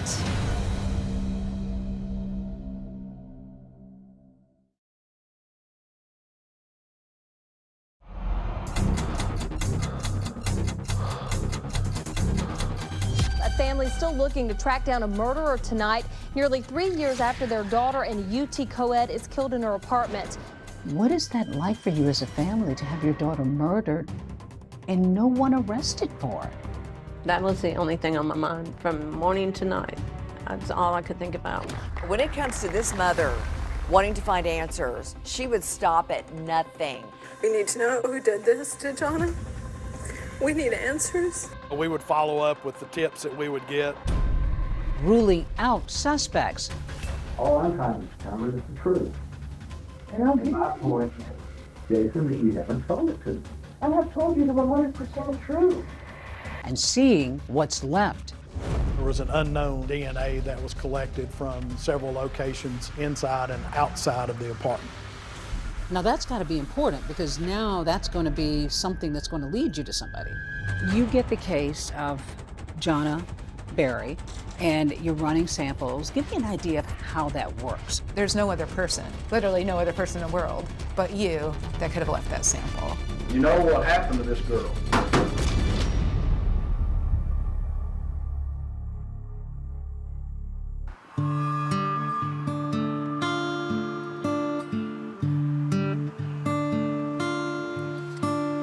Here in Knoxville, we don't have a murder every day. When something like this happened to Jonna Berry, it kind of shook up the neighborhood. Brendan Park Apartments calls itself a peaceful retreat here in West Knoxville. But one early December morning, that peace was shattered. 21-year-old Jonna Berry had been brutally stabbed in her own apartment. In a million years, I would never have thought that this would have happened to my daughter.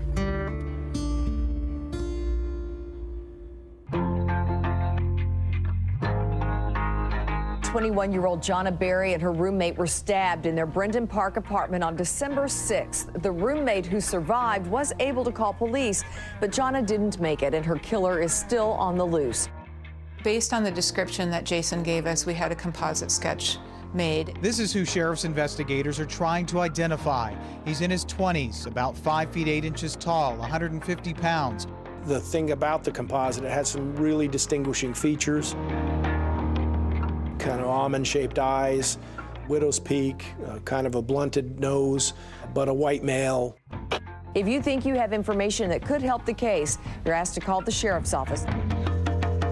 Leads were coming in, but leading nowhere. Meanwhile, Jonna's mom turns her grief into frustration. The weeks go by, no arrest.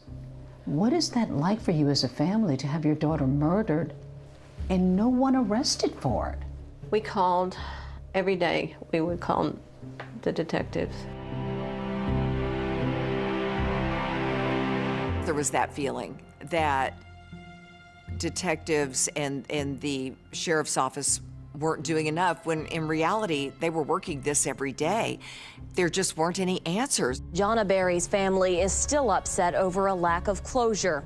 I can tell you that the 2 detectives assigned to the case were running nonstop, chasing down leads, going through tip lines. All of those things were happening, but the end result wasn't there. It was very hard for me not to have an answer for Jonna's parents, and speaking with them on a daily basis, letting them know there's nothing new, there's no more leads. I became so worried that it would become a cold case and we would never get answers. I kept it in the media. I did everything that I could. You turned your grief into action. I did. I did. Yesterday, they were at the track in Bristol. Today, a church in downtown Knoxville. She called me every time she was doing something different. Hey, we're going to put flyers at the cleaners. Can you come? Joan used her own money to put billboards all over town, including a heavily traveled stretch of I-40. We had several billboards with Jonna's pictures, with the picture of the composite on them, and $70,000 reward. A local grocery store chain had information about seeking help to solve the unsolved murder on their delivery trucks. We handed out flyers. Family and volunteers put flyers on cars in the neighborhoods around through there. I don't think I could ever be as strong as Joan. She wouldn't stop. She digs in and she just goes. That was the only thing on my mind every day, from morning to night. That's all I could think about was who would kill Jonna. While the investigation has made little progress in naming a suspect, things are moving ahead on the forensics front. Inside Jonna's apartment, there was a very pronounced shoe print in blood. We ended up sending off the cardboard that the tread pattern was on, and we got information back from that this tread appeared to be this type shoe, Faded Glory. Most have sold at Walmart. The shoe print ID is the most promising evidence so far, leading detectives to their strongest suspect. We got a tip a few streets over from the apartment complex that an individual had been involved in some crimes, some thefts, and that led us to an individual named Michael Percival. He lived in a trailer park, probably within a few miles of the apartment complex. When we went into the trailer to talk to him, the carpet cleaner was sitting there next to the living room. A carpet cleaner isn't necessarily suspicious in and of itself, but what if somebody was using it to clean up blood tracked in on the bottom of their shoe? Detectives ask Percival if they can look at his shoes. Detective Delgado retrieved the shoes for Michael Percival, and she noticed the tread on those being similar to the tread that were found in the apartment in Jason Amamy's room. She kind of elbowed me and showed me the tread, and we were both kind of like, holy cow, these could really be, you know, the shoes. I saw Captain Hall, and he said, we've got him. He still had the shoes, Kevin, he still had the shoes. Everything looked like it was lining up for us. Michael Percival was the individual responsible for Jonna's death. But does the shoe fit? We can't believe what he's saying. You know, it doesn't make any sense. And there are more questions for Jason Amamy as his patience wears thin. 100%. I have anything to do with this. Calm down. I'm getting out of here. I ain't getting out of here. Calm down. I feel like a suspect.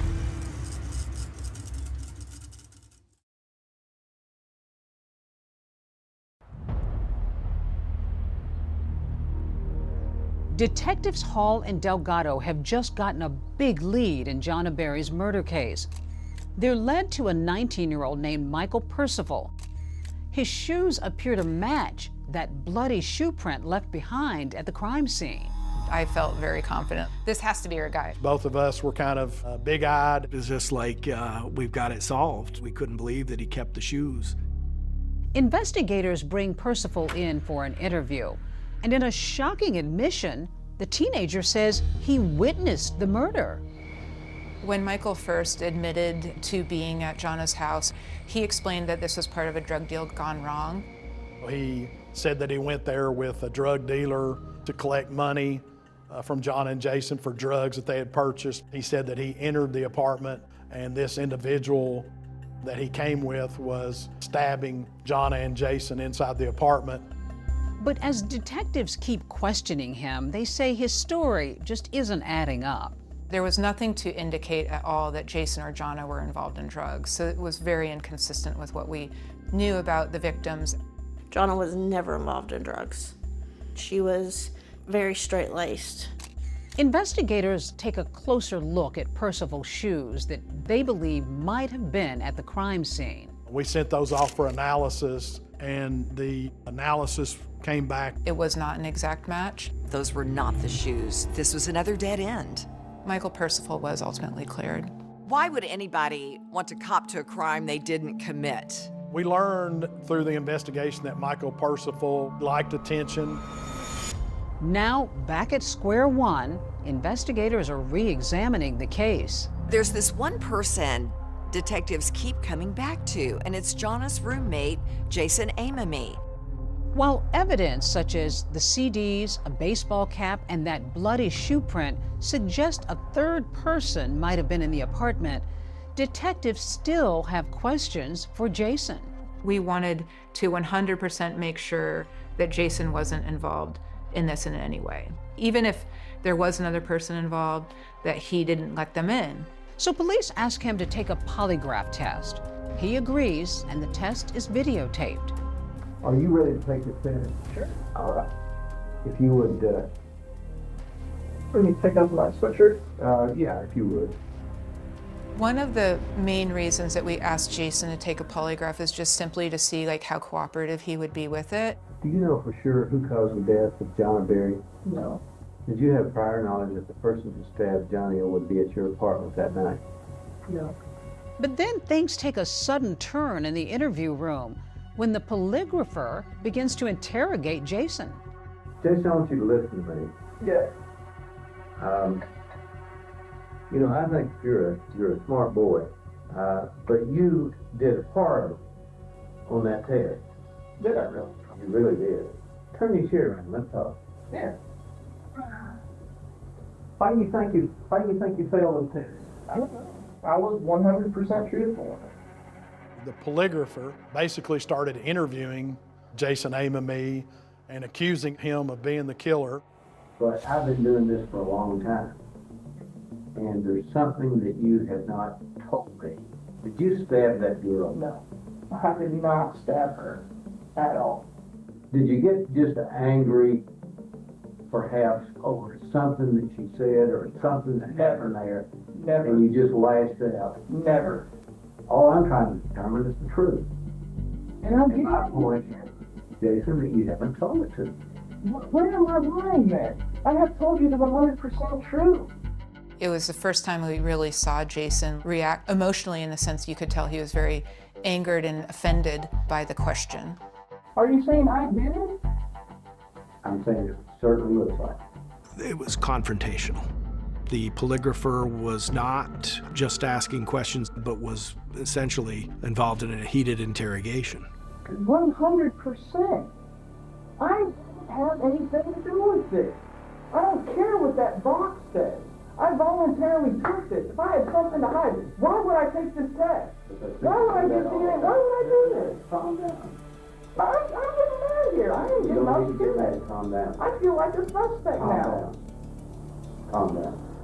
He's very, very upset. It took a little bit to get him calmed down. Police are reviewing Jason's test results when they discover there's an error. The polygrapher said that he failed the test. When we had two other polygraphers look at the results, they basically said that he passed the test. Besides passing the polygraph, detectives also aren't able to link that bloody shoe print or partial fingerprint on the knife to Jason, so he's ultimately cleared. Jason was originally from Colorado, and shortly after, he relocated back to Colorado.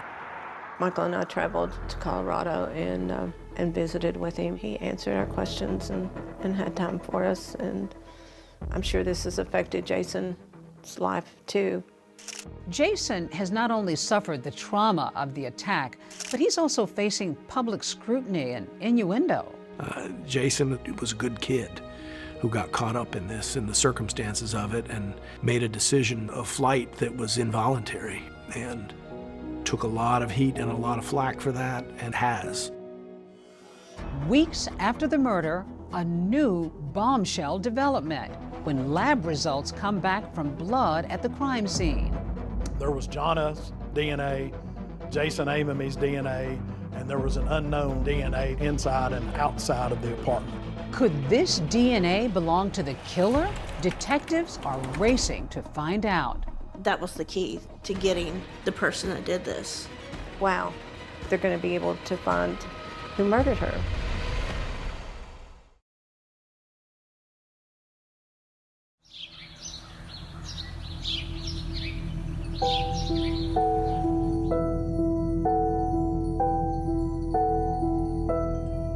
I see memories of Jana everywhere in the house, right? Yes.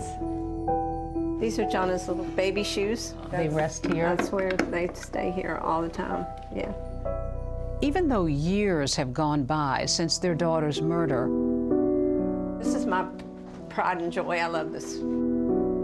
in nearly every corner of every room, mementos of Jonna. This is Jonna's room. We call it Jonna's room. Jonna's room. Still. And I still have her wedding gown. You still have her wedding gown. All these years after later. 20 years.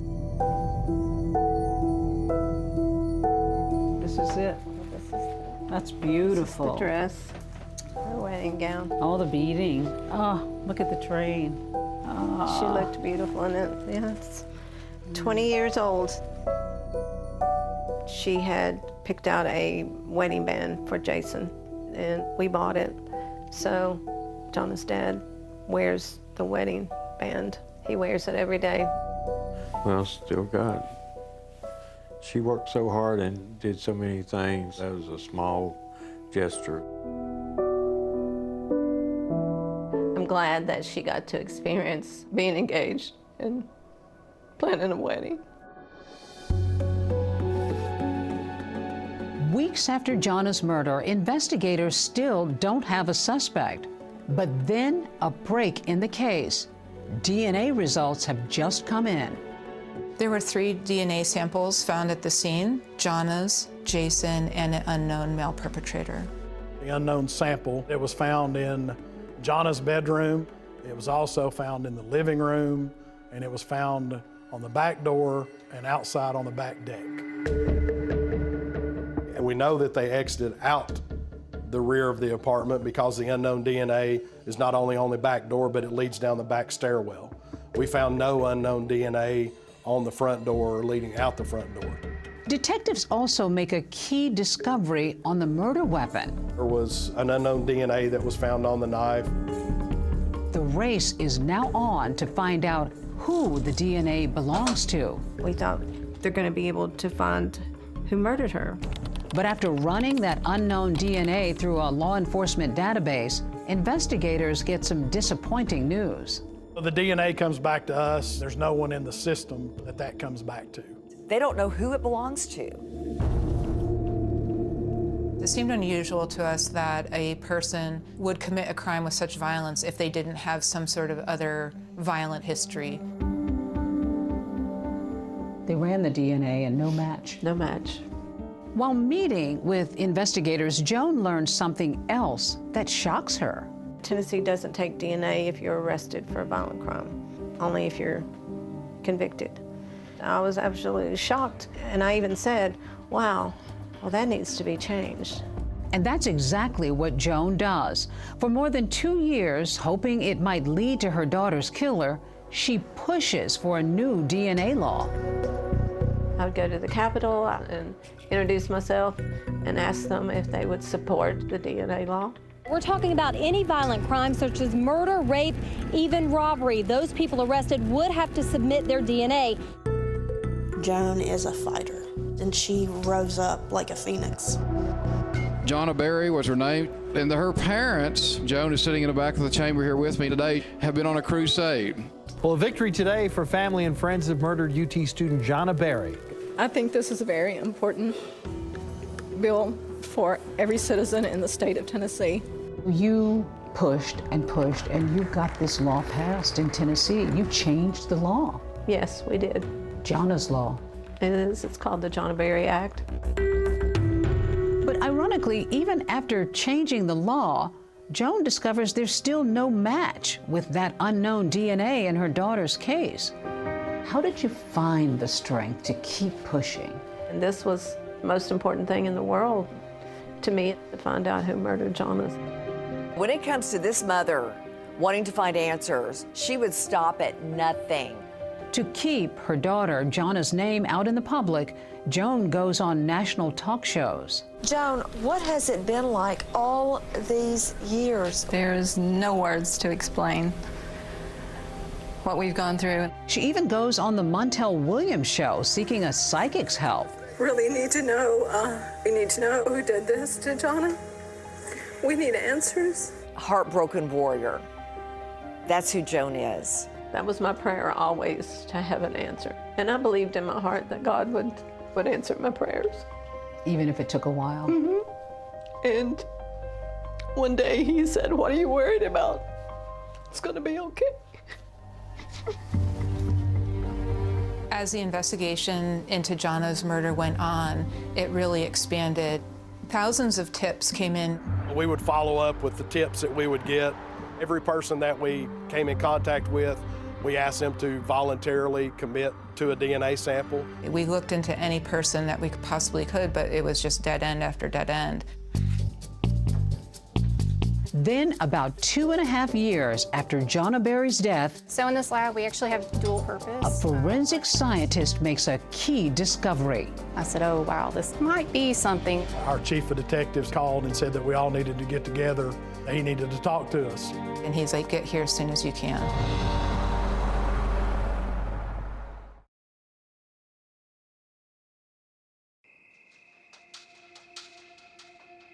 A family still looking to track down a murderer tonight, nearly 3 years after their daughter in UT co-ed is killed in her apartment. The main thing that you're going on is DNA evidence. Yes, we had the unknown DNA. It was really our only connection to the person that was connected to this crime. We thought, will we ever have this case solved? Then the case makes a turn. Someone called in a tip after looking at the composite sketch, and they said, that looks like someone I know. And that someone is Taylor Olson. Looks very similar. Yes. Taylor Lee Olson is 22 years old. He lived about 15 minutes from the crime scene, and he was known to have committed some petty crimes, also harassment, theft. He also had an outstanding warrant for his arrest out of another jurisdiction. We arrested him, asked him about the crime. Does he present in any way at all to you that he might have a connection to this? He said that he didn't know anything about the crime. He voluntarily gave us his DNA. Given that Taylor Olson only had smaller petty crimes, he didn't really fit the profile of who we were looking for. We just thought, hey, you know, this is just another person that looks like the composite sketch. Olson's DNA is then sent to a lab to compare it to the unknown DNA found at the crime scene. It comes back, it is a match to the blood of that unknown person found at the crime scene. So in this lab, we actually have dual Jennifer purpose. Millsaps, the forensic scientist at the lab, made the match. I looked at it a couple times. I wasn't too sure. I wanted to make sure that it actually was a match and I hadn't confused something. So we actually ran it twice to verify it. That must have been a big moment. Oh yeah, it was huge. Amazing. Probably one of the happiest moments of my life. We were all very excited, high-fiving each other, celebrating. Gave Brad a big hug or something because we couldn't believe it finally happened. You get a phone call. There's a match. I couldn't believe what I was hearing, so I said, I want to put you on the speakerphone because I wanted Mike to hear too, because I didn't trust what I was hearing. It was the blessing that God had answered my prayer. So when we come back to town, we learn that Taylor Olson has a couple more outstanding warrants for his arrest, a burglary and a theft. At that time, detectives don't have a warrant to arrest him for murder. So we go into mode of looking for him and trying to locate him on those arrest warrants. He was found, ironically, in the mall where Jonna worked, in the parking lot of the mall. He was inside the trunk of a car. He was trying to hide from the officers. So we took him into custody. You had your suspect. We had a suspect. We wanted to give him an opportunity to explain why his DNA or his blood was found there in the crime scene. What's up, Taylor? How you doing, man? Doing good. It was very important to us that he didn't have any upfront knowledge that we were going to talk to him about Jonna or the DNA. Do you know why you're here? Pretty much. What for? Guys accused me of breaking into his house and stealing a bunch of steal. Had you ever heard about the Jonna Berry homicide case before? Mm-hmm. So you'd never seen Jonna Berry before? Like, in person? Yeah. No, I never met her. Detectives decide to confront Olson with the DNA evidence. After I sent your sample off to the TBI lab, they got us a report back. It's a match for your DNA being in John Berry's apartment. Is this a joke? No. Like, I really don't know anything like it. Trust me, it's not a joke. Is there any reason that you can explain your blood being in John Berry's apartment? My blood was in John Berry's apartment. Right. You're serious? Yeah.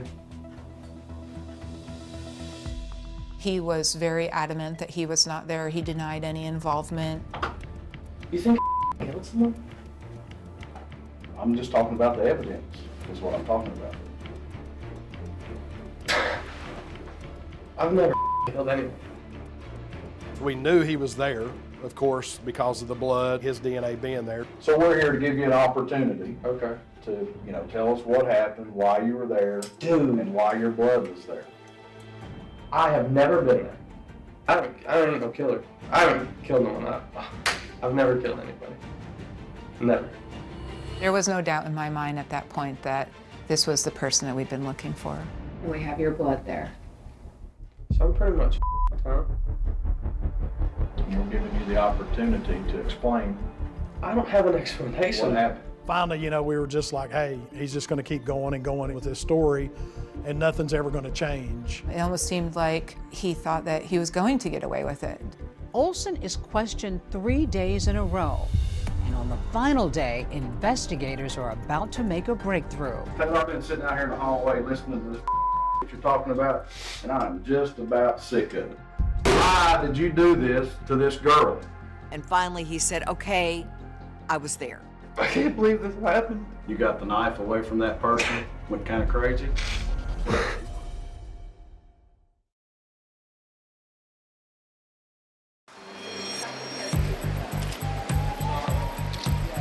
Have a seat now, Chair. You want both free? Yeah. Okay. This is your opportunity to tell, because this is your last chance. Your last chance to get your voice out there. You tell your side of it. We already know her side. On his third day of taped interrogation, Taylor Olson continues to deny any knowledge of John Berry's murder.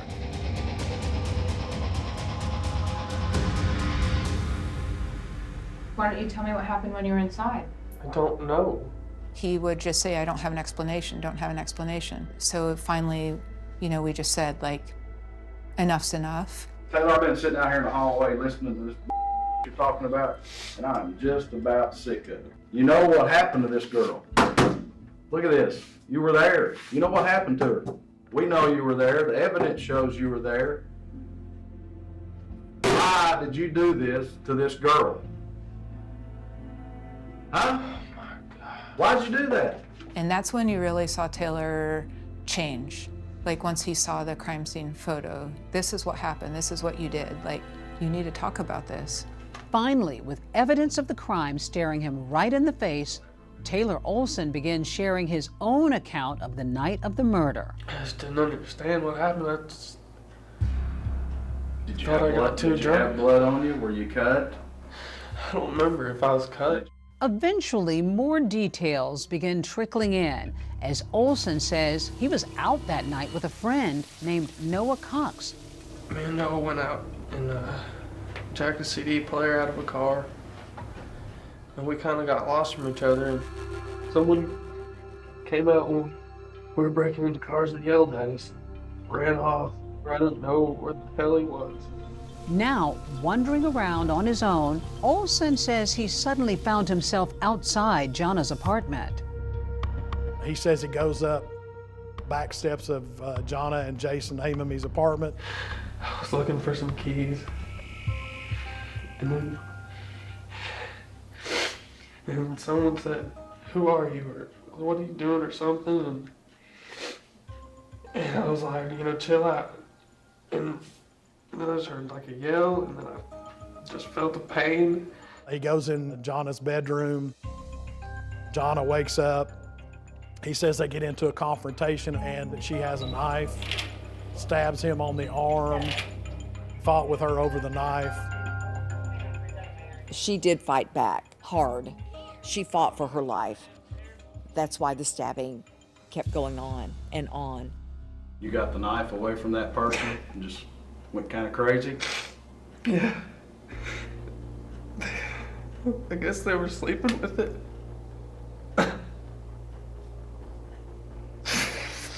I just freaked out. As for Jason Amami, Olson says he had no idea that another person was in the apartment. I didn't even remember anything about the guy until the news said it was 2 people. I didn't realize everyone got hurt like that. Did you just go in there and things just went wrong? I really don't know her, man. I've never met her. There's no reason for him to select that apartment other than the fact that it was the first apartment he came to that had an open door. And Jonna, according to her mom, was a stickler for locking the door every night. Nobody knows why the door was unlocked on that night. After nearly 3 years of unanswered questions, with investigators looking at people in Jonna's life and complete strangers alike, Olson's confession is startling. And to wind up having a random person, a break-in, nobody who's really connected to her, that's not common, is it? No, not really. It wasn't. It was a surprise to us, and I think everybody else was kind of surprised too. Now that Knox County detectives know Taylor Olson's full story, he prepares to tell his mom and sister the truth. Would you rather talk to your mom on the telephone, or would you rather talk to her in person? I'd like to see her. She really is being a mom. You kind of have to feel for her. What's going on? What has my son done? What happened, Tay? Taylor, I love you. It was an accident. Are you sure? Taylor, I need to know. It's okay. I want to know the truth, okay? I can tell you. Okay. You'd rather have an attorney, that's okay, too. Did they offer you one? Yes. When did you tell him the truth? How did that come about? I got my blood's on the knife, and my blood's like in Then the why did they back door. let you go? Did they get the DNA back? Okay, and it matches? Taylor, okay. Listen, I'm gonna help you. I want to make sure that this is for real and that you did it. No, I don't know. And at that point, you feel their brokenness over this horrific crime. Taylor, I want you to know something. I want you to start praying because there is a God. Do you hear me? He loves you and will forgive if this is true. I'm so sorry, Mom. After coming clean to his family, Olson now faces the press. Did you mean to kill her? Why did you do it? Was it an accident? But you stabbed her 26 times. And his look was one of complete surprise, shock, baffled. He told reporters it was an accident. How's that an accident? Accidents happen one time, not 20 plus. No, that angered me that it was an accident. Well, after 33 months of wondering and waiting, Jonna Berry's parents finally came face to face with the man charged with killing their daughter. 22-year-old Taylor Olson, he's facing 7 counts, including first-degree murder. But just as Taylor Olson is about to go on trial, he does something that utterly rocks everyone involved in the case. You finally are getting to court, and then you get shocking news.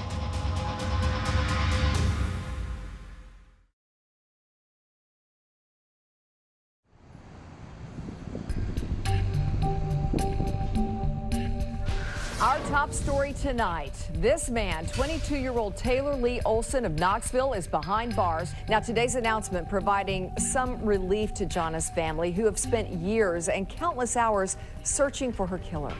What was that like for you to see him and to come face to face with him in court?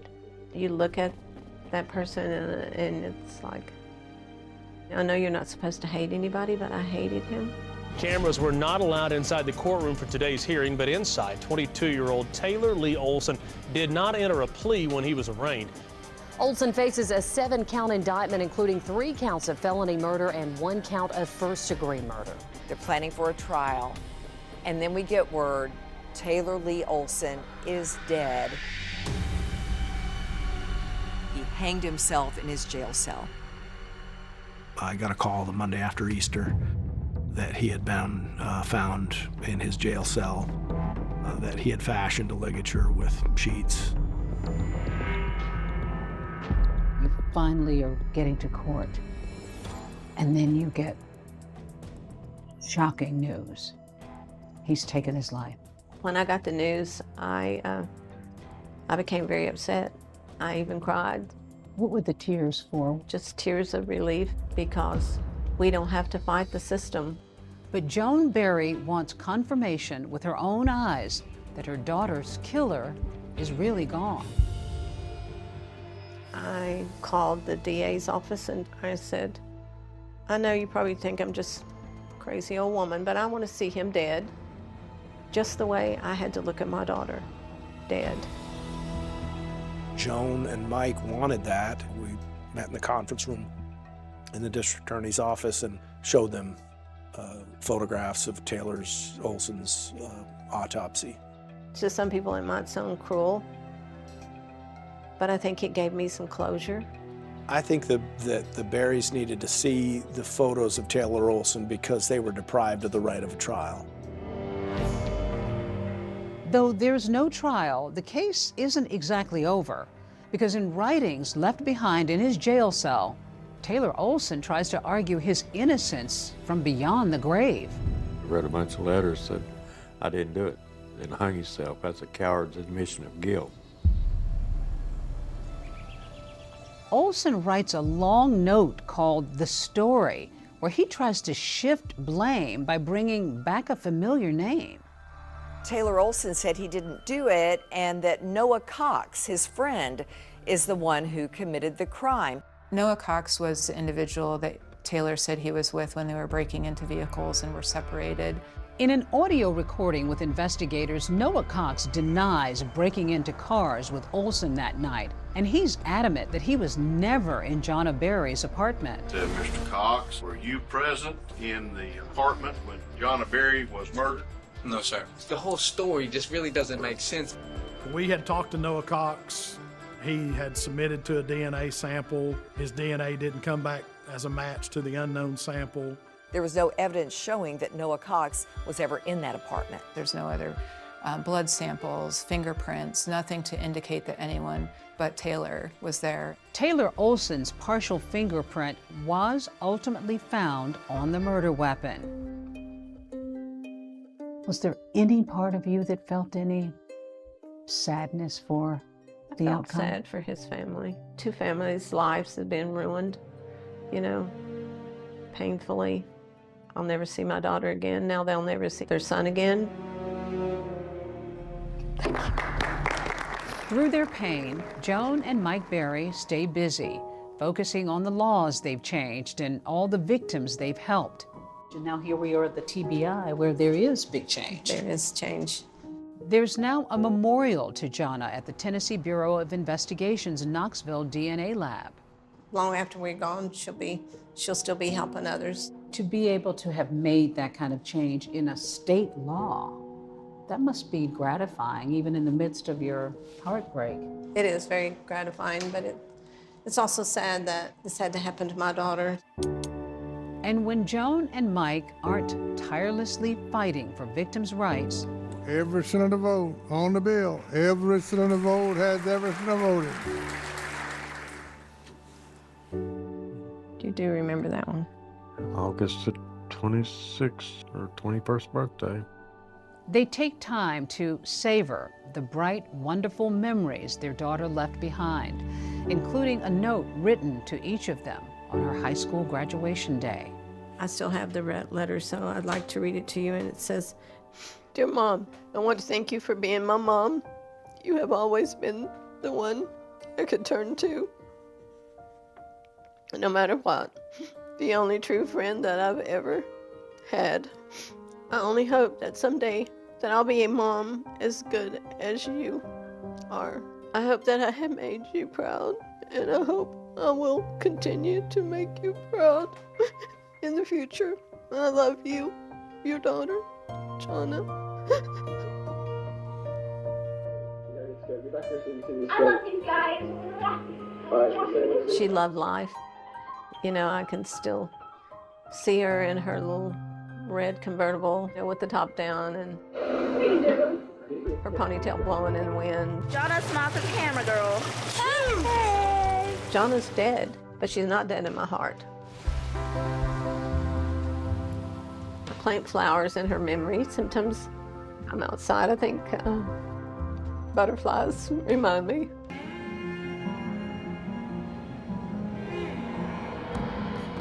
The draw for Paso Robles is, of course, the scenery, the layout of the land. The real name of Paso Robles is called El Paso de Robles, which is the Pass of the Oaks. Oak trees, horses, cattle, and then there's the vineyards. The Paso Robles area, it is very much the hotspot of wineries in the county.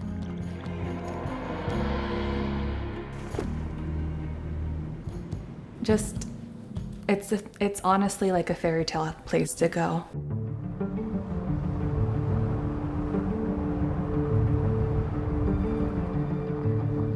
I was born and raised in California. I have close family and friends who lived and grew up not far from here.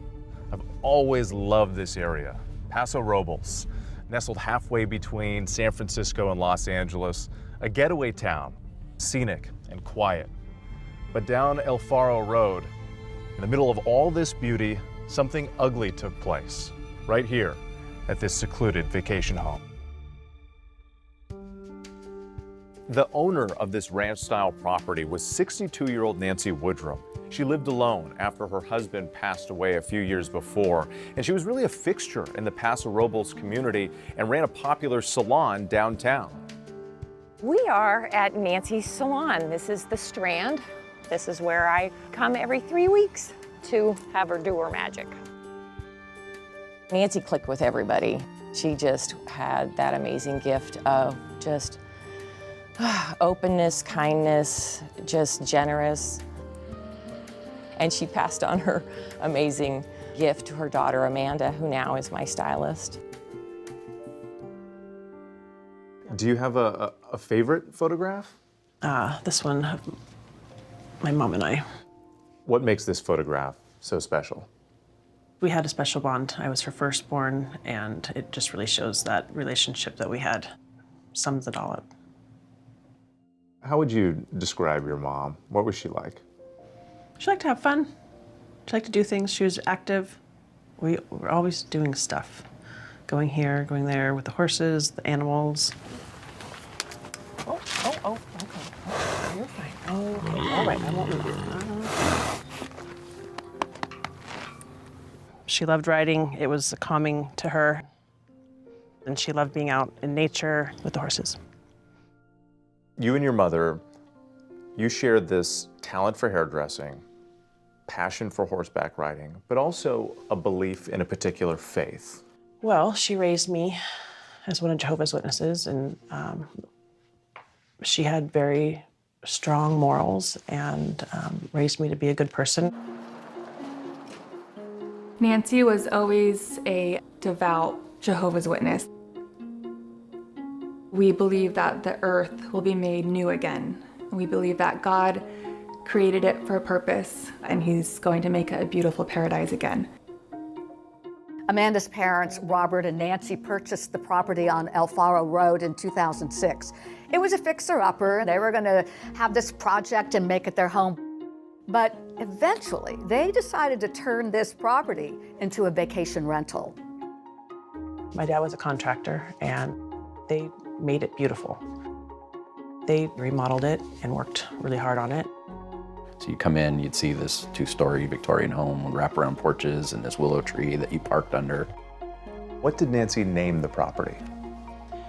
It was called Paradise Ranch because she had the hope of being in paradise, the hope that the Bible gives us. On Friday, May 4th, this big group of wedding guests check into Paradise Ranch for a weekend wedding at a local winery. The bride, who found the place online, is staying there with her bridesmaids and some close friends. She asks us not to show her face or reveal her name. We wanted to do a vineyard wedding in Paso Robles. It was a special place to us. Paradise Ranch seemed perfect when we saw the pictures. The main house was very large and welcoming and just charming. And then the guest house was where I was staying, and that was also just very quaint and cute. Nancy came by the guest house and introduced herself. She was very warm and welcoming and gave me a hug, and she was so kind. And she mentioned that she was staying close by on the property. And then on Saturday, May 5th, you received a phone call that concerned you. What did you learn on that call? My mom had not shown up for a Bible study, and that was very unusual. I had her neighbor go over there to check on her. She said, the door's wide open, the TV's blaring, and you better come over here. What did you see when you first approached your mother's apartment? Everything was there as she left it, but she wasn't there. There was a stain on the carpet. Her sheets and her bedding were missing. I looked closer at the walls, and when I saw what looked to be splatter on the walls, that's when I grabbed the phone and called 911. 911, address of your emergency? Yeah, we have a missing person. My mother-in-law has not been heard of or seen today. Did you see anything else strange when you went in the house? Yes.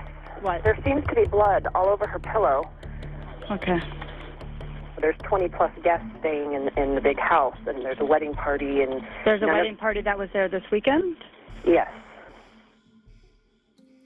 I was so excited, getting ready for my wedding day, and a couple family members came by, and I just remember, have you seen my mom? Have you seen our mom? And something about blood, and I freaked out. I just asked if they had seen my mom today, and no one had seen her. And what's your state of mind at this point? Panic. Shaky and frantic. Amanda is frantically looking for her mother. The cops are on the property looking for clues. But at the same time that this is going on, down the road, an eagle-eyed officer makes a discovery that could break the case open. What was extremely suspicious in my mind just really quadrupled.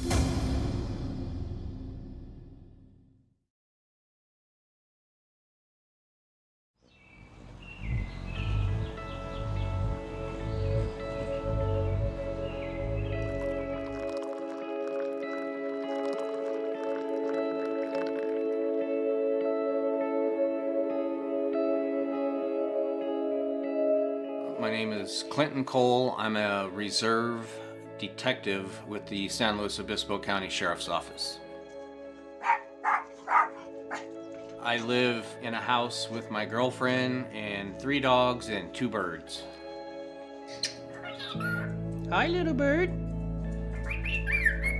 I usually get up pretty early. I have coffee, I get the dogs outside, I feed them, and then just kind of relax.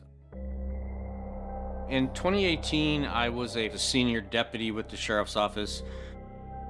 That Saturday, it was May, so it was a pretty nice day when I received a phone call from my sergeant at the time asking if I was available for a suspicious missing persons case. I got in my truck and was told that I needed to start heading to El Faro Road. So that's what I did, is I started towards that location.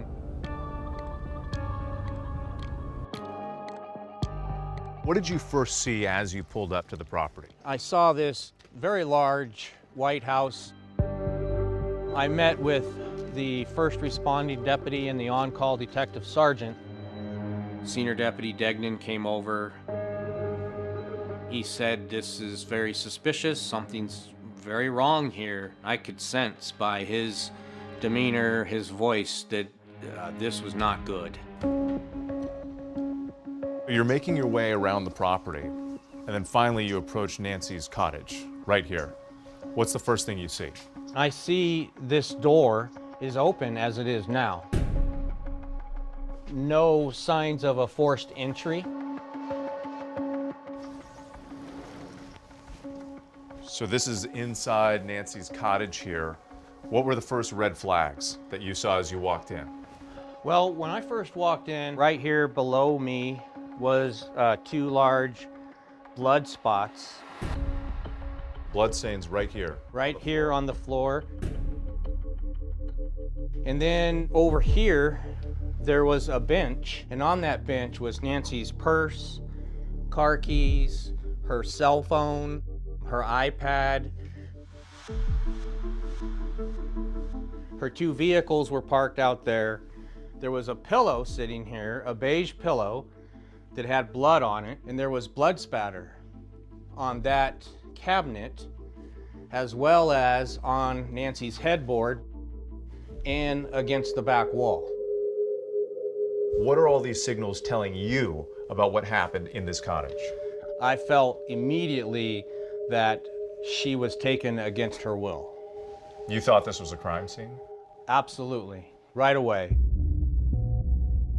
While investigators are on the property, looking for any clues they can find, down the road that evening, a huge discovery is made that changes the entire case's direction.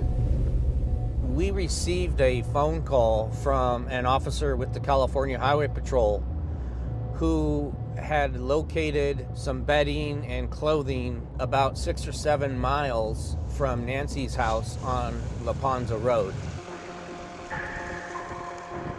So this area here is where items were located by the California Highway Patrol. Those items consisted of bedding, a pillow, a dress, a woman's dress, a pair of shorts, and a shirt. We obviously wanted to find out if they were related.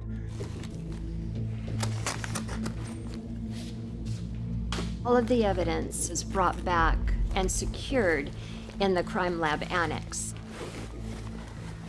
When I opened everything up, we looked at all of the evidence more thoroughly. What struck me with this bedding was that there were stains that appeared to be blood stains.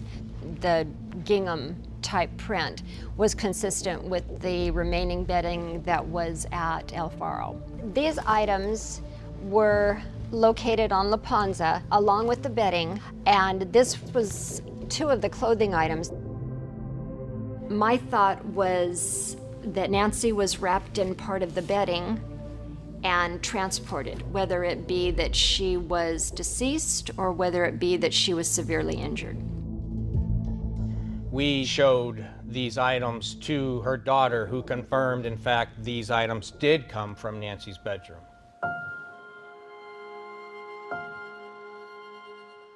Did you recognize them immediately? Mm-hmm. Yep, it was her stuff. I think that's when I knew that something really bad had happened, and it wasn't going to be good. That's when I knew in my heart we needed to find her, and we needed to do it now.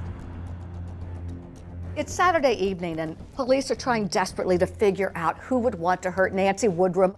Well, suddenly, their potential suspect list gets really long, because returning to the property from the wedding are all those guests staying at the ranch. There were approximately 20 or more guests staying in this large white house and the smaller house. These are all potential suspects in the case. Yes, it's very overwhelming. We have a missing person on this property and potentially 20 to 24 people that could be suspects, but have to be interviewed. Now you have a suspect pool of 20 plus people that you've got to ask yourself, is this a thing where someone came into town for a wedding and became involved in a crime? I really feel like you can help us because I feel like you may have seen something.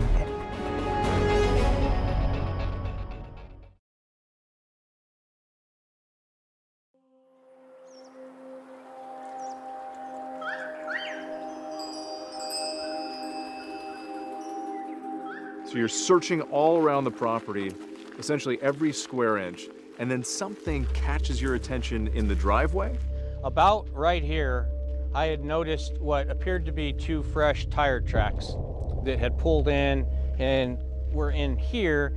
And as where we're standing right below us here, I noticed what appeared to be scuffle marks, as if there was a fight between 2 people with their feet. The scene spoke very loudly to me that Nancy was assaulted inside of her bedroom and then taken somewhere against her will.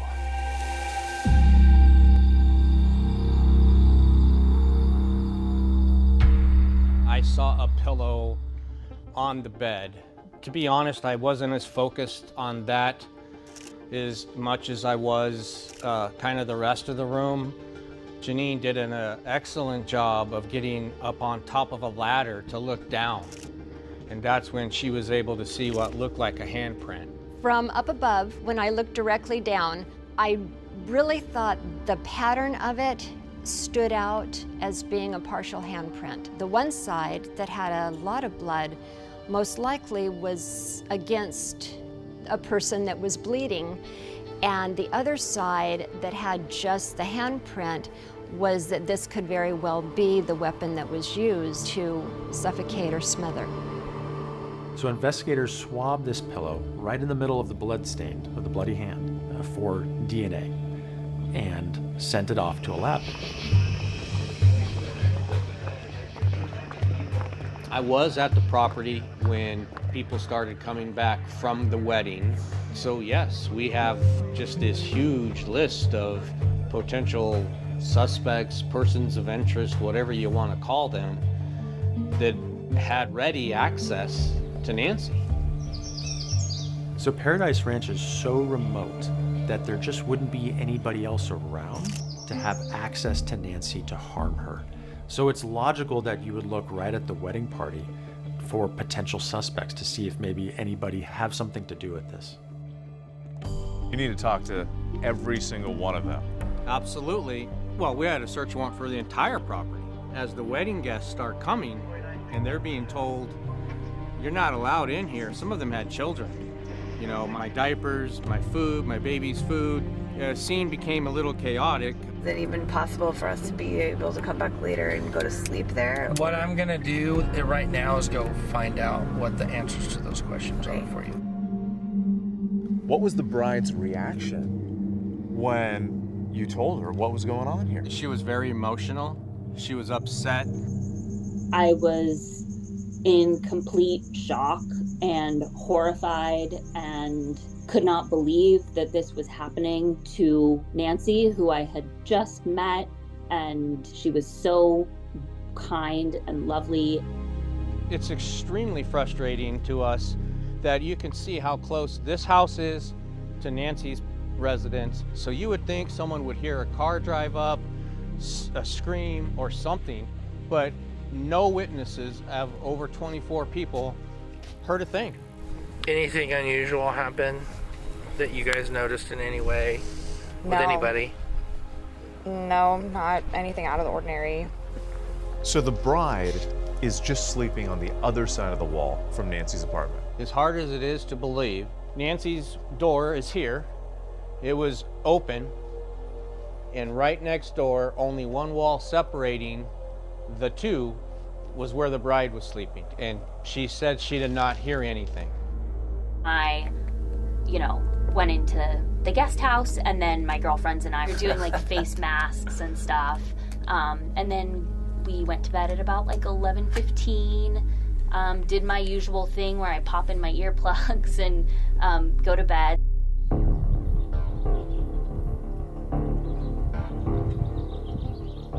keep in mind that police believe that Nancy actually went missing the evening before. And then they learned that that wedding party that had been staying on the property, they were at the rehearsal dinner until late that night.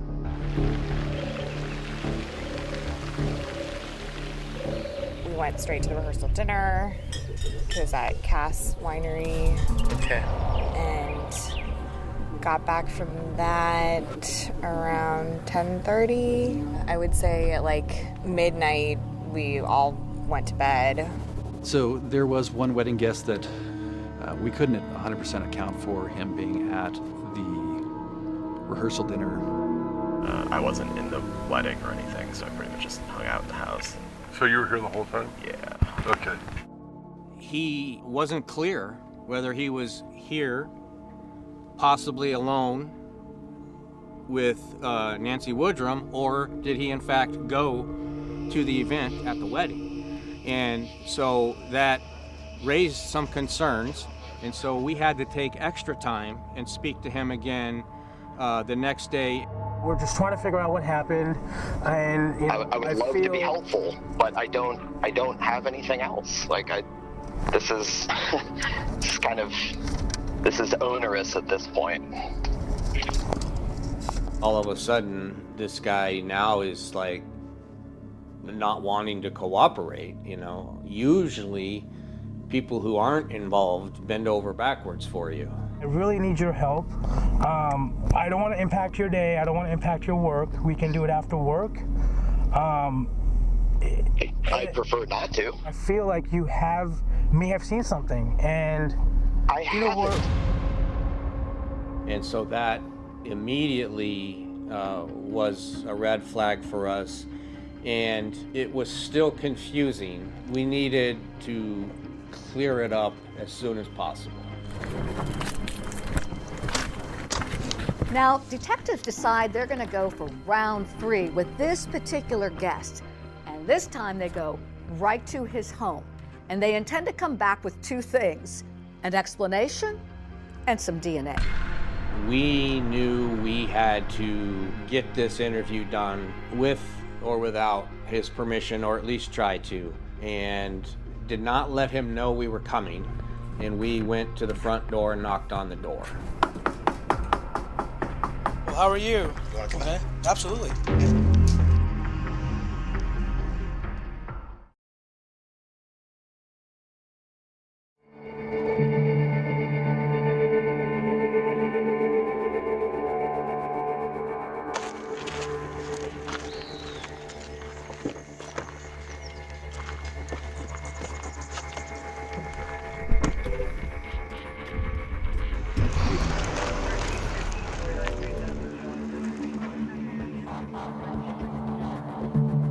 There was one wedding guest whose whereabouts the night Nancy Woodrum disappeared were questionable. So we went to his residence in Northern California to try and confirm his whereabouts that night. Hey, I just got your call. Awesome. Hey, just wanted to just ask you a few more questions if you don't mind. Sure. You want to come in? Absolutely. Yeah. I'm Dave. Good to meet you. I'm Clint. Good to meet you. Nice to meet you. Have a seat. Absolutely. He was no longer resistive. He was very cooperative. Actually appeared to feel bad for the way he had talked on the phone. We just had a couple more questions to clarify, and then just a picture. So, did you go to the rehearsal and the rehearsal dinner, or did you stay? No, I went to both. Or sorry, I went to the rehearsal dinner, not the rehearsal. I think there were a few pictures on my wife's phone that you can see of me like at the rehearsal dinner. I can show you pictures from the property. Please. Like, yeah. His wife remembered to show us photos at the rehearsal dinner on Friday. So the confusion that he stayed back was immediately erased. It was a very frustrating time for us. All right, thank you, sir. Sure. Thank you. The wedding guest, who wasn't legally obligated to participate in the investigation, also agreed to submit a DNA sample. While all of this is happening, police are ramping up their efforts now to find Nancy. This shocking disappearance makes huge news in the Paso Robles community. Deputies are expanding their search, asking nearby residents for security footage. 62-year-old Nancy Woodrum has been missing since Friday afternoon. We're leveraging all of our resources to do the best we can to figure out where Nancy may have gone and what took place. This search is playing out all through these foothills and along the riverbed. There's a riverbed right behind Nancy's property line. We had search and rescue search all of this area out towards the riverbed, the exterior parts of Nancy's property. We also utilize helicopter to come in and search at a high level for signs, bodies, anything like that. We had a very good group of friends that were very close to us, and they would go out and go search, go down La Ponza, go down 58. We'd look through everything, the culverts, everything. And what was going through my mind is Nancy's a tough girl. And I know that she's a fighter. And I'm like, she's alive. We will find her and she's gonna be okay. During the investigation, we developed another lead. So not only were the wedding guests on the property, but we learned that there was a fairly large number of other people that had access to Nancy Woodrum's property at the time she went missing.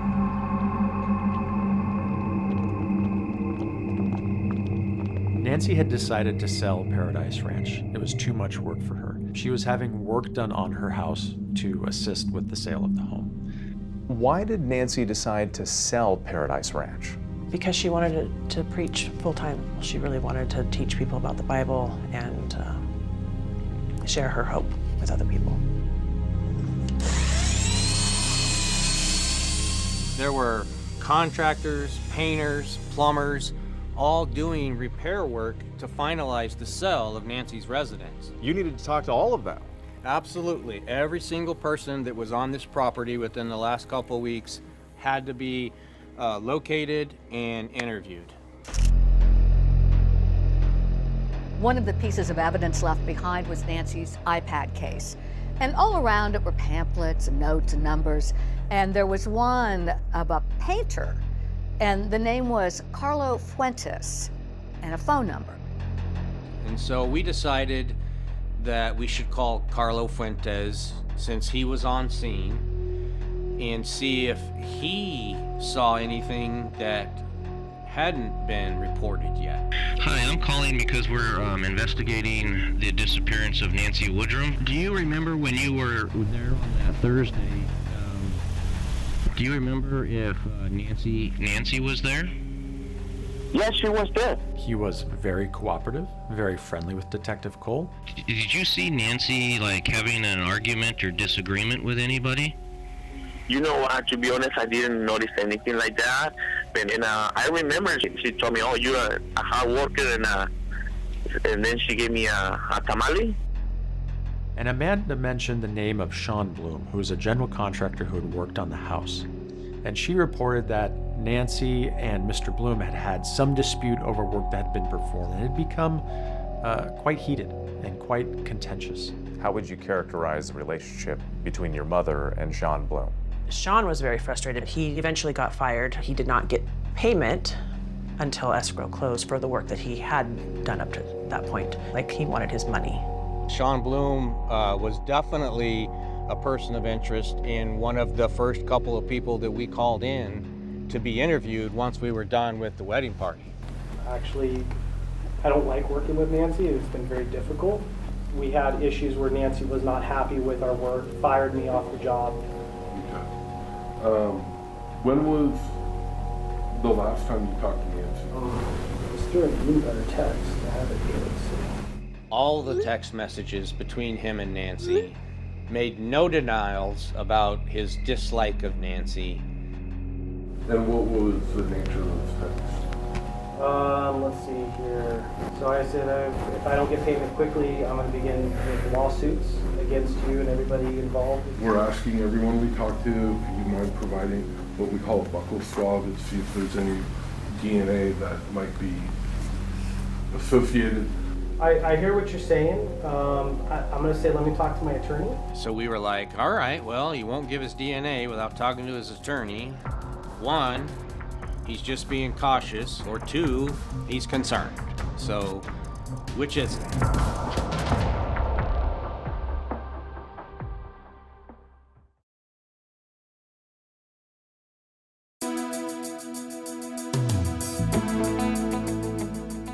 Nancy grew up in San Fernando Valley.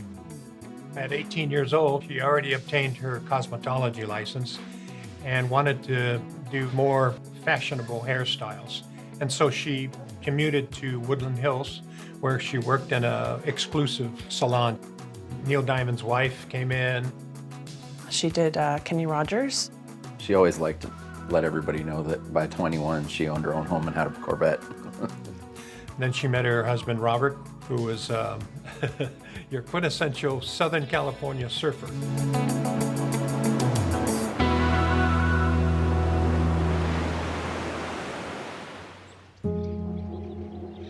We moved up here in 1991, and it was the 3 of us kids, my parents, and we moved from Woodland Hills to the Central Coast area. I understand that there were a number of tragedies that struck the family. So in between me and my brother, Chad, there was another baby, Christopher Michael, and he was 10 days old when he died. He was born with a blockage in his intestines. And then your sister? She passed away shortly before her 18th birthday. Nancy's daughter, Amy, passed away from cystic fibrosis. Amy was a great person, and it really broke my parents' heart. Yeah, it was sad. And I understand then you lost your father suddenly. Yep. Unexpectedly. Yep. What happened to him? He had a heart attack and collapsed as he was getting into my car. It was hard. It was very traumatic. How did Nancy cope with all of these tragedies? She had really strong faith in God and a good hope that she was going to see her loved ones again, and that really got her through. After suffering through all these tragedies, now Nancy herself has vanished into thin air, and her loved ones are hoping against hope that somehow she'll turn up alive and well. The family's obviously anxious. The investigators are anxious. They're trying to figure out what happened. The community's interested. Is this going to happen to somebody else? We know that a timeline is essential to a detective. And about a week into their investigation, they make a critical discovery that's going to tell them exactly the time that Nancy went missing. At midnight 17, there was a 911 call that showed up on the bill for 0 seconds, meaning it didn't go through. It gets shut off somehow. Like in a split second? Like very quickly. What that did was provide what appeared to be a pretty good time and date stamp on when something bad may have happened to Nancy. Approximately 12 days within the investigation, we got a big lead. The lab informed us that they had developed unknown male DNA on the pillow that we submitted from Nancy's bed. They submitted to the state database, CODIS, but no matches were found, which meant that the person whose DNA this was had no record. To our surprise, several days later, Sean Bloom contacted us and submitted his DNA voluntarily, which cleared him as a suspect. The DNA results also cleared that wedding guest who police initially found suspicious. But as they started digging deeper into the case, they found something surprising that has investigators wondering whether this was a highly personal crime with a possible suspect much closer to home. In terms of looking at all potential suspects or persons of interest, there was information that was provided that she potentially had conflict with her son. I'm going to be honest with you, I haven't talked to my mother face to face in probably 5 years. I think my brother had a lot of anger growing up. He did not want to be part of the religion that we were in, which was his decision, and but he was angry about it. She tends to correct our teachings, about God, heaven, table, big different things, and that's when I kind of just squashed the relationship. How bitter or challenging did the relationship become between Chad and your mother, Nancy? At the point of her disappearance, it was not good. They hadn't spoken in quite a while, and my mom was not allowed to see his kids. But Nancy and Chad were texting each other the night before. Right before she disappeared. Yeah. And she was reaching out to my brother, trying to just get on common ground maybe with him that way. He was the last text to her that she had in her phone. He said he doesn't trust cops and that he's not coming to the station. We were welcome to come to his house and interview him. So we did, and he refused to give his DNA. He was adamant about it. Can I mention the DNA sample? So it would just solely be specifically for this investigation? I've heard of cases of misappropriated samples, and it can ruin people's lives. And unless it's mandatory, I strongly stand by my decision. So we surveilled him. We watched him drink 5 or 6 beers. He put the empties in the cab of his truck, and then he drove home. Chad was stopped and arrested for driving with an open container. While the charge was dropped, those beer bottles were sent to the lab for DNA testing. Chad ultimately was cleared by DNA. The case kind of did stall because you got a lot of people we've looked into up to this point, and we're not getting a lot of traction. Was there a point when you felt like you were desperate for news? Right. Yeah. We just wanted to figure this out. I was more than willing to help. No one knew where Nancy was, and needed something to break. Detectives are about to throw a Hail Mary. They're going to use a relatively new crime-fighting tool, one this department has never used. If it's successful, they'll be able to find out who was in Nancy's cottage at the very moment she disappeared. I'm excited. We've got something to go on now.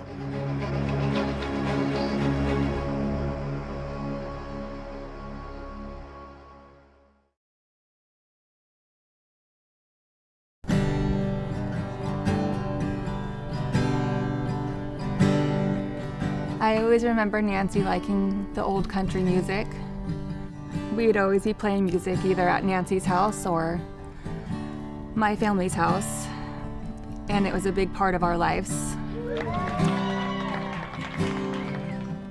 Every summer they would set up a concert series, and Nancy volunteered her property for this. It just was a music party, and everyone would dance, and she loved that. This was one of her favorite songs that she liked when I sang, and it's called Syrup and Honey by Duffy. Don't you be wasting all your money on syrup and honey. It'd be good.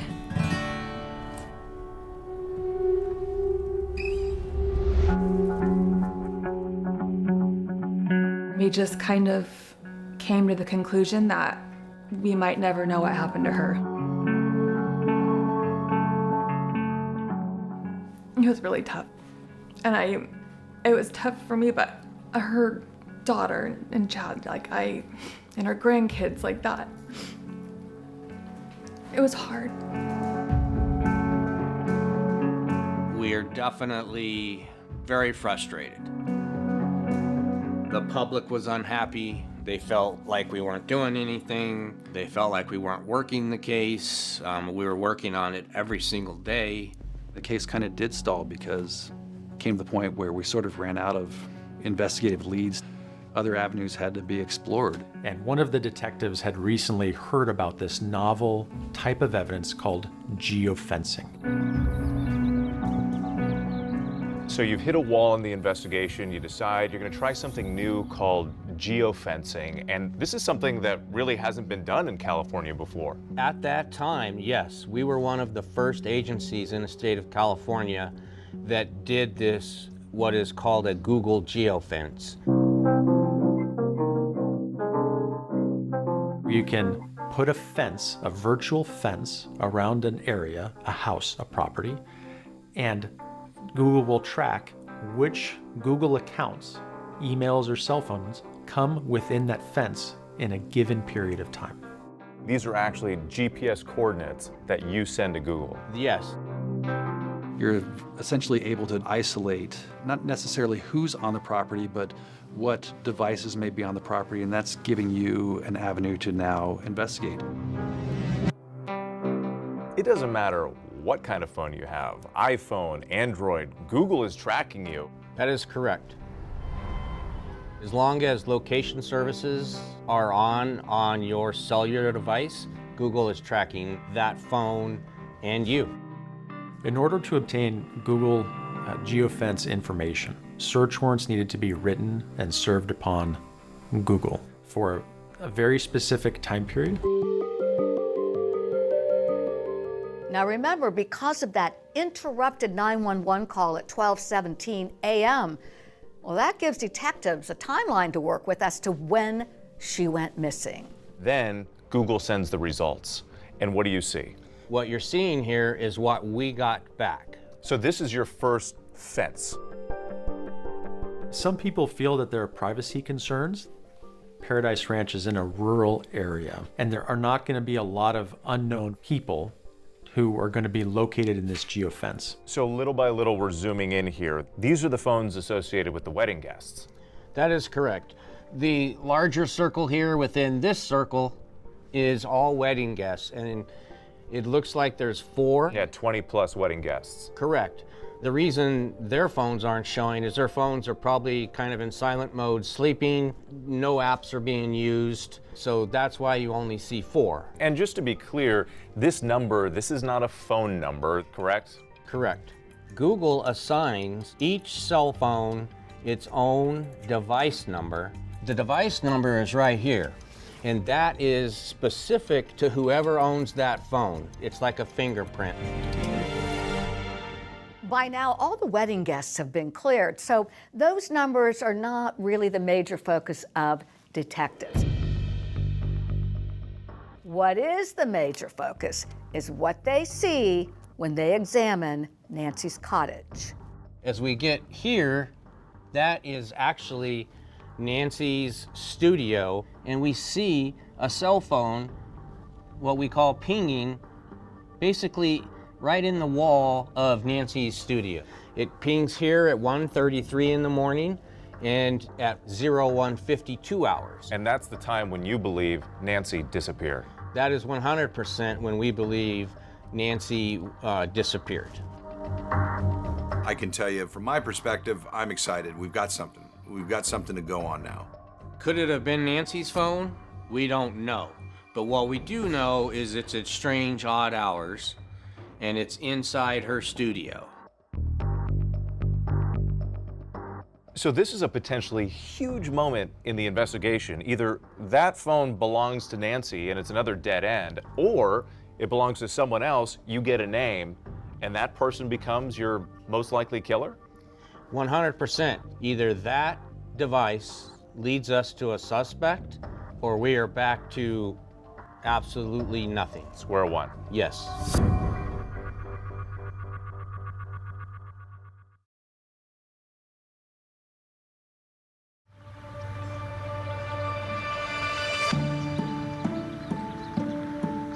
For months, it's been a daunting mystery. Who could have taken Nancy Woodrum from her beautiful Paso Robles property in California and in the middle of a wedding where more than 20 guests were staying? But thanks to geofencing, this cell phone tracking technology, investigators finally have their first big clue. So this is a key moment in the investigation. You have this huge piece of evidence, a cell phone inside Nancy's cottage. You have to figure out who it belongs to. What's next? We have to write another set of warrant for the subscriber information. So it starts the ball rolling, but there's still a fair amount of wait for the data. Sometimes it could take a few weeks. It's in November. I'm in the courthouse and my phone rings. It's my partner, and they said, "You're not gonna believe this." We got a name of who owned that device, and it is Carlo Fuentes. A name you recognize, the painter. Yes, Carlo Fuentes was painting at Nancy's residence numerous times prior to her going missing. Wait a minute, the painter? Well, this is a shock to investigators because remember, they had already interviewed Carlo Fuentes Flores earlier. This guy was cooperative and mild-mannered, and there was no reason to suspect him then. But now, there's a reason. We know it's his phone, we know he's there, we know he had that opportunity because he's familiar with the property, he was familiar with Nancy's habits. All those things added up. There's not a reasonable explanation why anybody would be out doing painting at that time of night. It's looking like he's at least somebody that needs to be talked to again. So once we get Carlo identified, we need to know as much as we can about him. What did you find? We spoke to people that he painted for and friends. Seemed like just a normal guy who had come here from Mexico. He was one of those guys that you'd want on your team. Worked on and off for me for 20 years.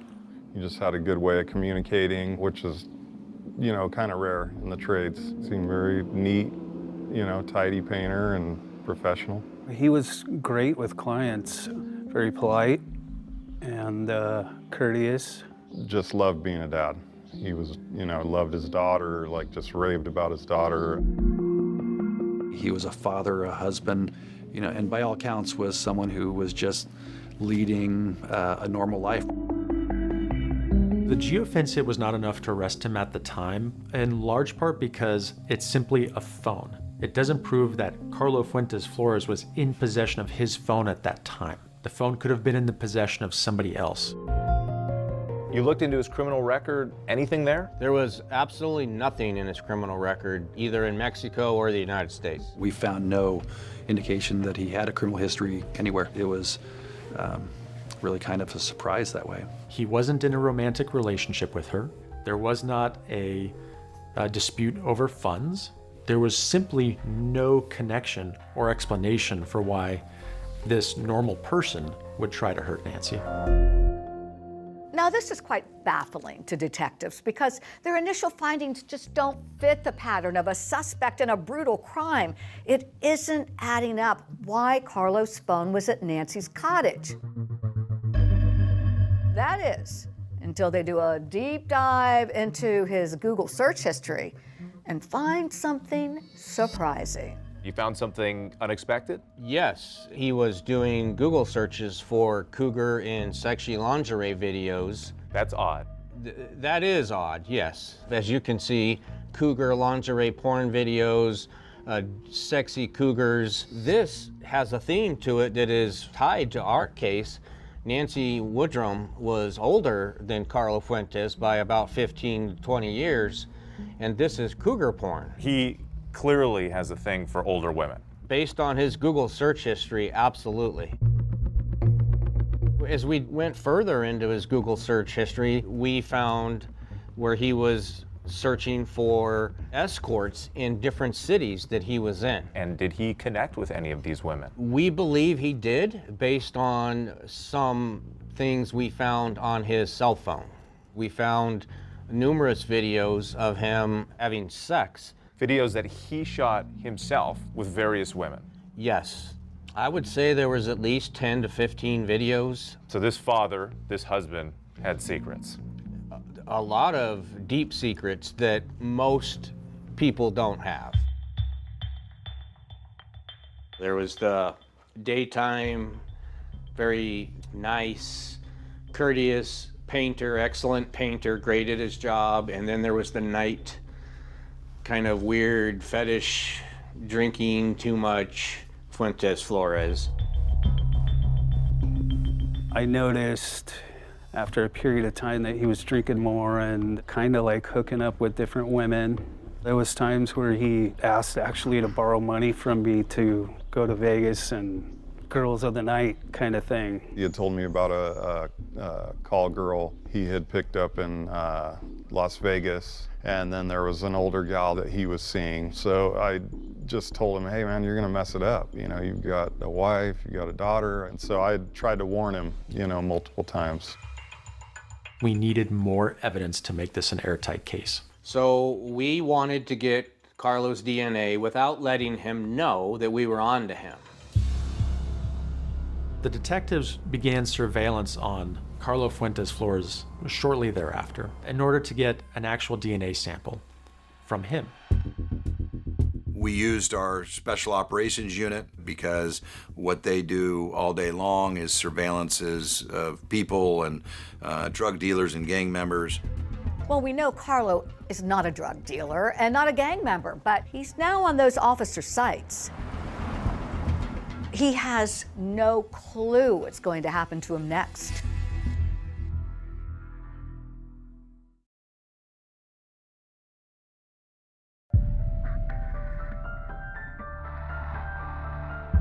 So now investigators have that geofencing evidence showing Carlo Fuentes Flores' phone at the crime scene. And they've also got his search history of porn and escorts. But they're after more conclusive proof that he did something to Nancy Woodrum, a DNA match to that bloody pillow. So we followed him, and he went to a local restaurant, had lunch with his wife, and left a Coke bottle that he drank out of on the table. And when it's in a public place, then we can take it without a warrant. They retrieved this Coke bottle, they took it to the DNA lab, they had the DNA pulled on it, and it matched the DNA that we had on the pillow. It's a match. And it's a critical moment in this investigation. Detectives are now closing in on Carlo Fuentes Flores. So once we received the confirmation that it was Carlo's DNA in the bloody handprint, we needed to talk to Carlo. We needed to hear his side of the story. Yeah, thank you for being on time. This is the room where you interrogated Carlo Fuentes. Yes, it is. This is the room. My partner, Dave, was here with me. I was off to this side. You're asking him a variety of questions. And in this clip here, you're asking about his job painting at the property. What exactly were you guys painting? Like the deck, the trim fascia boards? No, it was the deck. On the big house? Yeah, on the big house. So you then start showing him pictures of the property.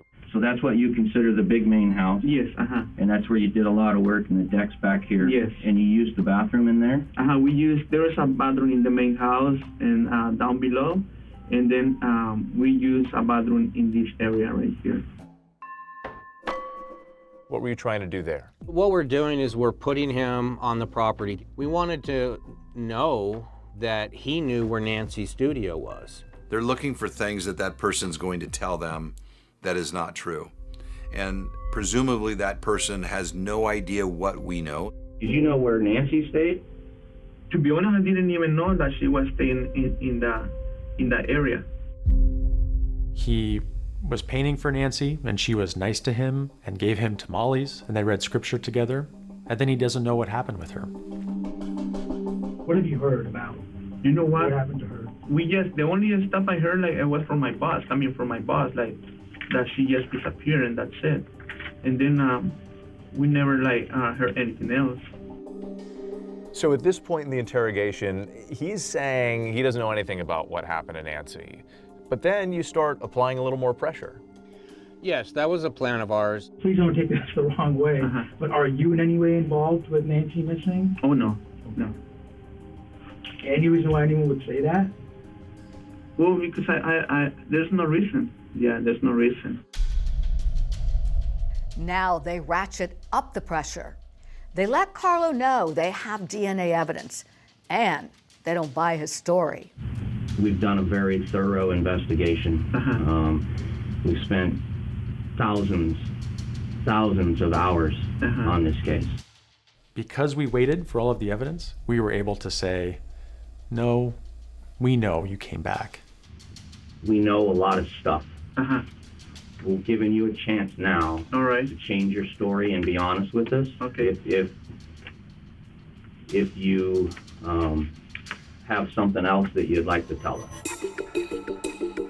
At that moment, in my opinion, he knew we knew. It was no longer what do they know, it was, oh no, they know. And you could see his body change. Oh my God. I want to be honest with you guys. I know that I made a mistake. I could literally see my heart beating in my shirt. There's just a million things going through your head. But they aren't expecting what he says next. Fuentes Flores admits he killed Nancy, but he says it was an accident when he went to the house to retrieve some equipment. I went back and get one of the ladders I supposed to be getting for the next job. He said when he went and loaded the ladder up and he was backing up, he didn't know she had walked up behind him and he ran her over.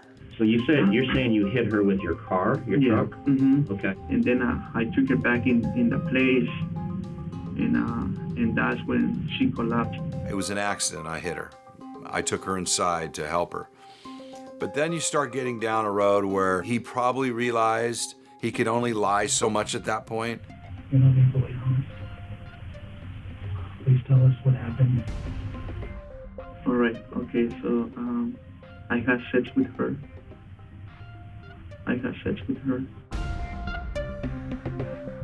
This was the first time in the interview when my jaw really hit the floor. How did you have sex with, tell me how that transpired. You know what? I was drunk. Did she invite you over there, or did you just show up and... No, I just showed up there and then just to go and get the ladder. He said no, she didn't know I was coming over, and if we know it was not consensual and it was a rape and she's dead, then we have a special circumstance murder case. But what they don't know is, where is Nancy? Can we try and see if we can find where you took her? You actually bring in an iPad and you're hoping he can point out on a map where you can find Nancy? Yes. And instead, this stunning moment when he offers to take you to her body. He did. If you guys don't mind, I would like to take you. We would like you to do that too. All right.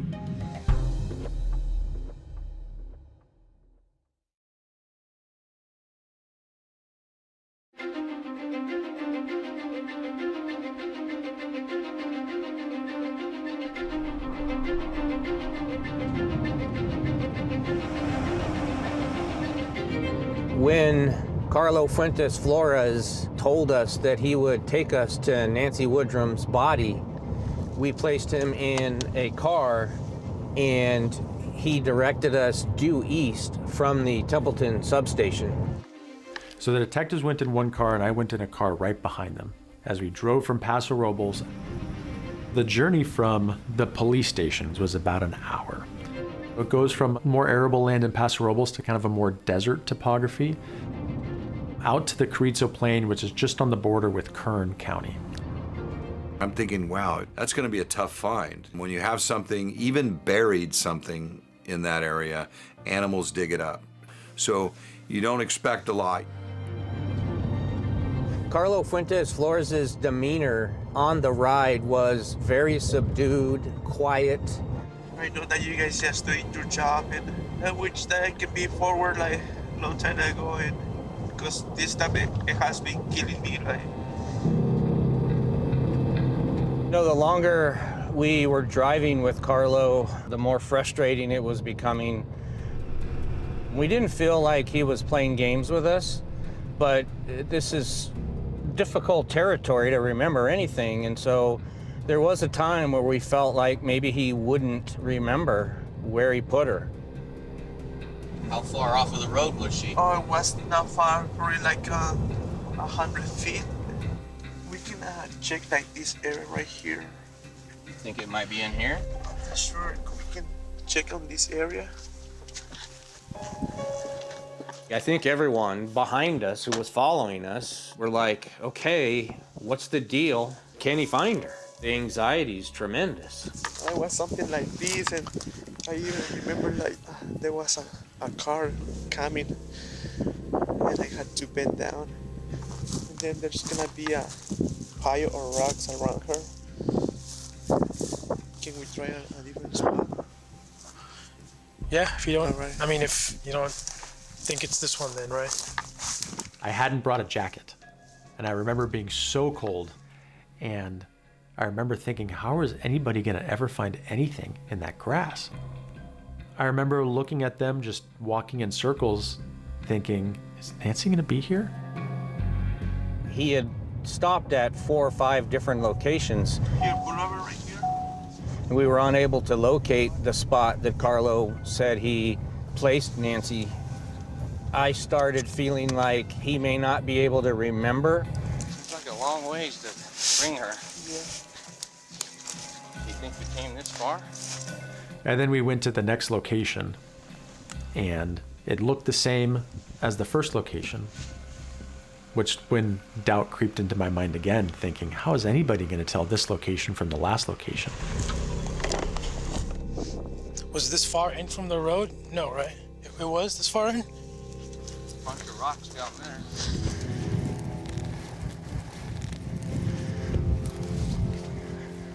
So we stopped about right here. And I looked off over to my right, over this way, and I saw some rocks. Rocks, I don't know, 6 or 8 inches that were kind of stacked in a circle that looked completely out of place. So I turned to Carlo, who was to my left. I said, are those the rocks you're describing? He looked over and said words to the effect, oh my God, yes. He fell to his knees, started crying.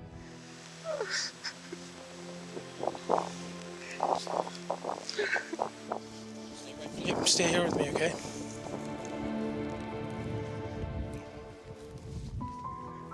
I saw what I believed to be a partial leg bone, about 18 inches or so in length, and some other smaller bones, what looked like some vertebrae bones.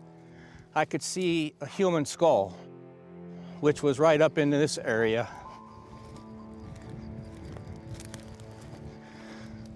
About right here, just laying on the ground.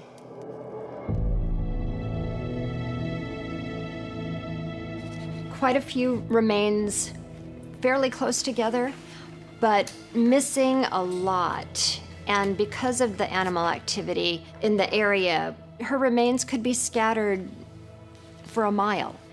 And it made me feel sad for her family, and knowing that anytime a loved one is missing, just the emotional trauma, but also knowing that she was left in such a remote area by herself in the middle of the night.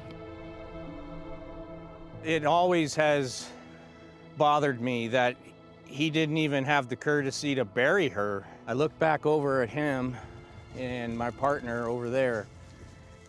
I was angry. This is treacherous wilderness to just leave a body out in the open. Once he found Nancy's body, his demeanor changed. Can you do me a big favor? It depends on what it is, Carlo. I wish that you can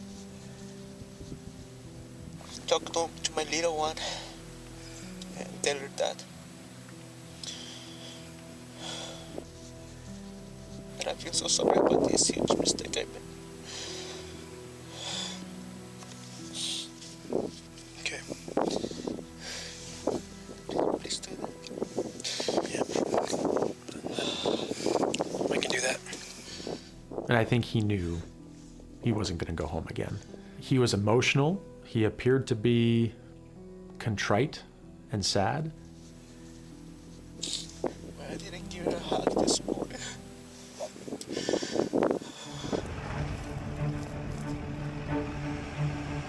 And once we had that body, my mind immediately went towards, okay, we have to confront him again. What do we need him to say? And what charges do I need to try and prove? And then when we got back to the interview room back an hour later, then he told us what really happened. I'm not even lying anymore. I'm just being honest with you guys.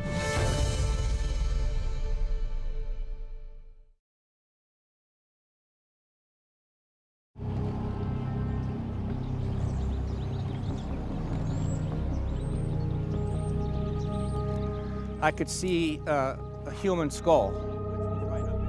After we located Nancy Woodrum's remains,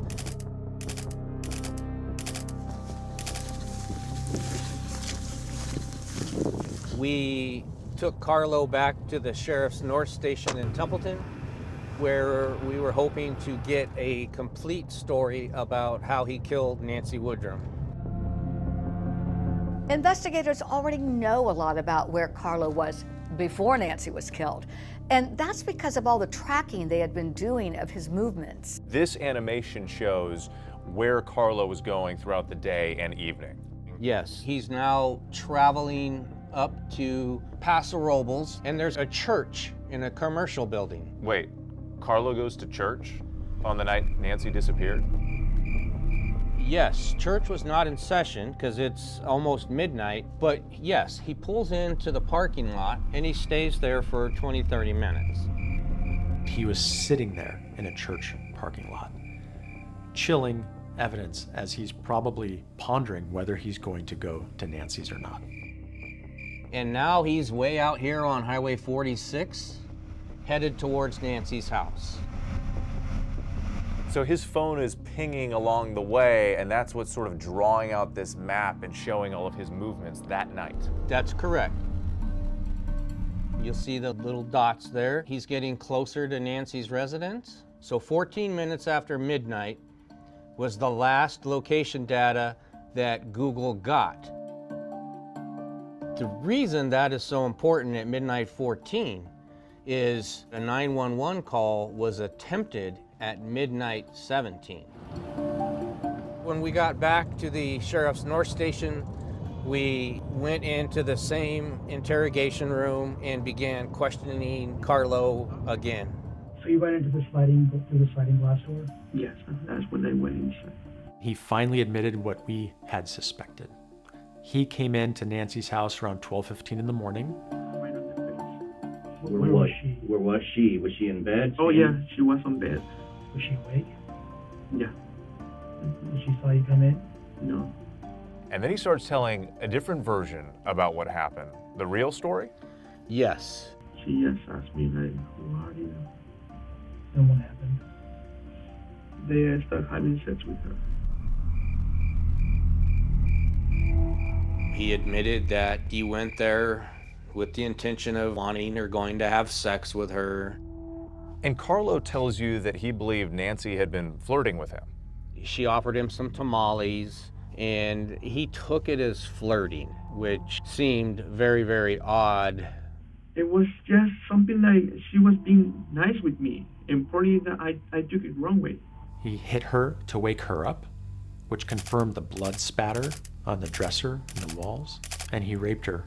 So you intended to kill her so that you didn't get caught for the rape, right? Yes. He goes on to admit that he suffocated Nancy with a pillow? Yes, he did.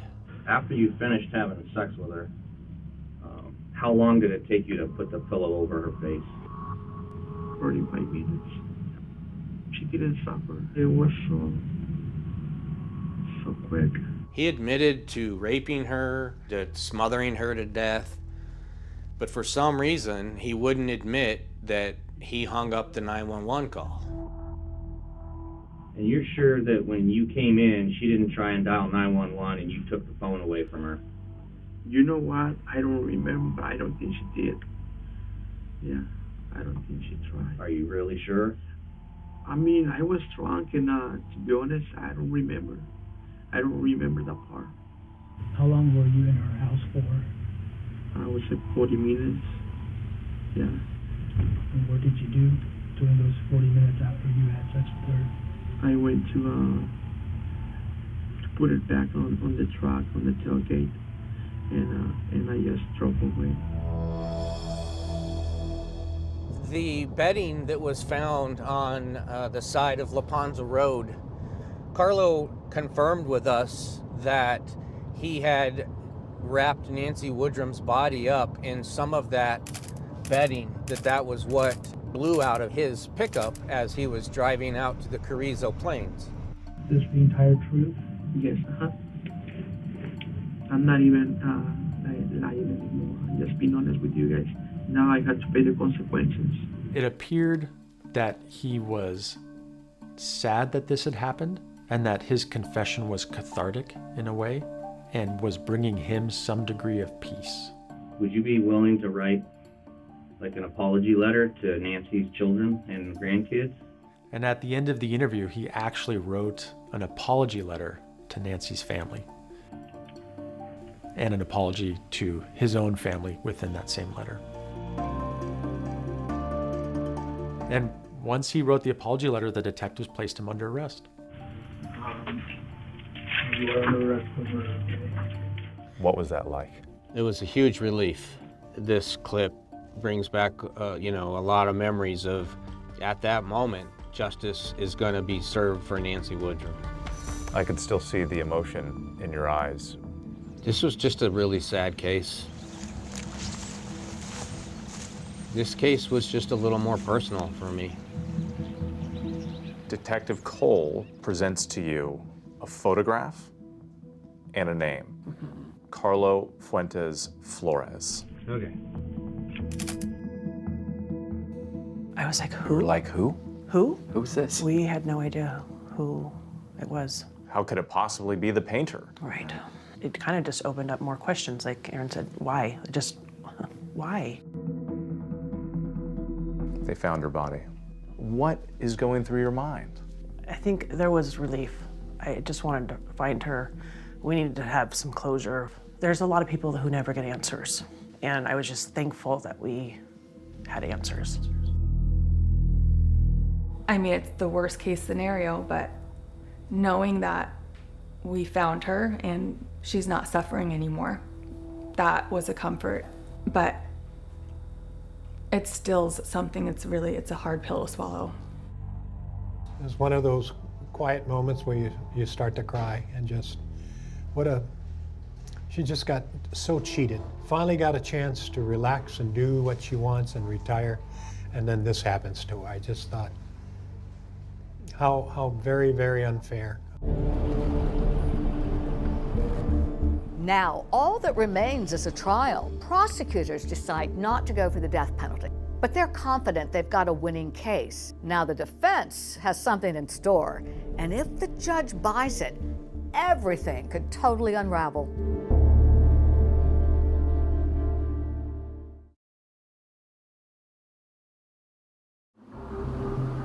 Hello, this is a prepaid call from Carlo.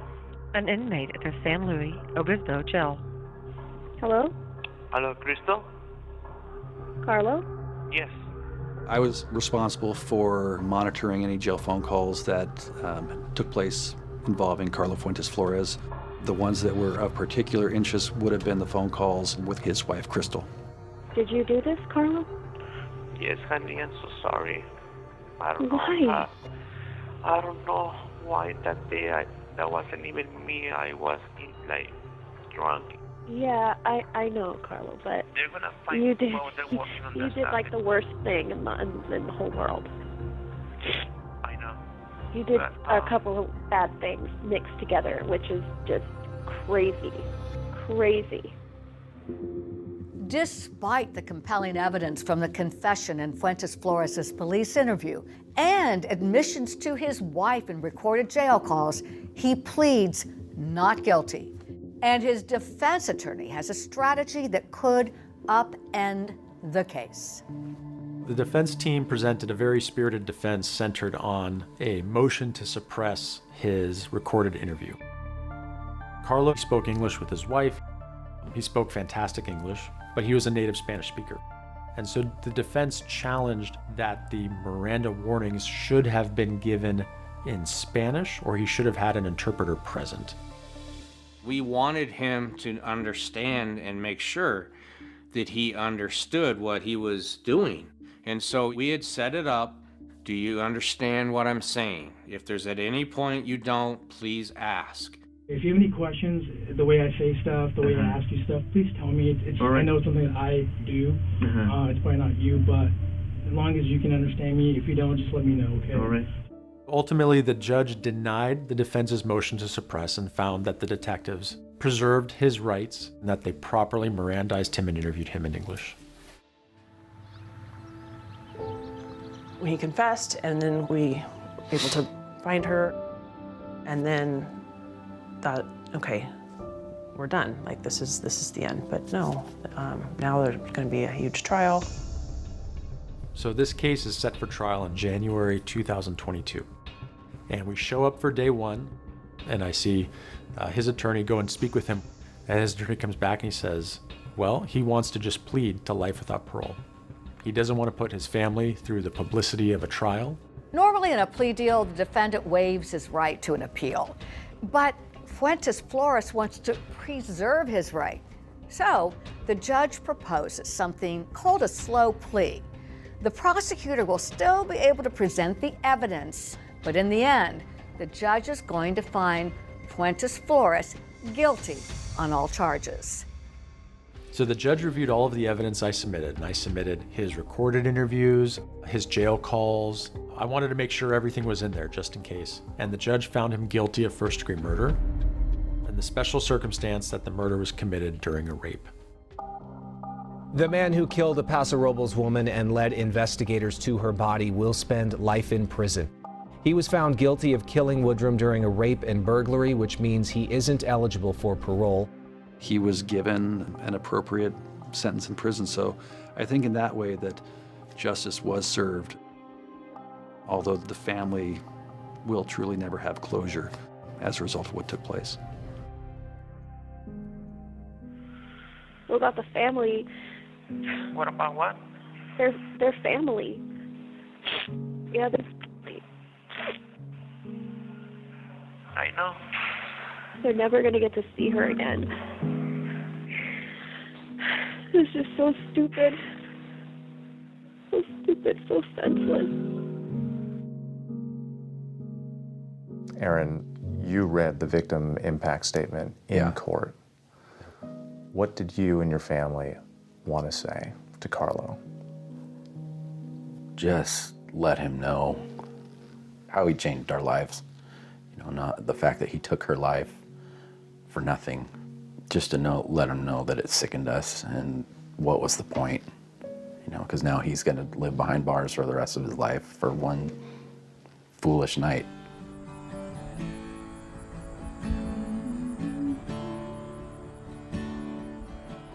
People, I feel, remember Nancy as a strong woman with the biggest heart. She survived a lot of heartaches, and it made her stronger, but it made her heart beautiful. The memorial was probably the most beautiful thing. It was out at a vineyard on the way out to Nancy's property. It's a beautiful place. There was hundreds of people there, and it was just a testament to the person that she was. These photographs were all displayed at your mother's memorial, right? Yes. They really show who she was. She loved outdoors, she loved the horses, she loved being in the barn, going camping with the grandkids. She was an amazing person. She loved God. She wanted that to be first in her life, and she wanted people to know that. And her hope that she had to see her kids again. In my ride, I think of my mom.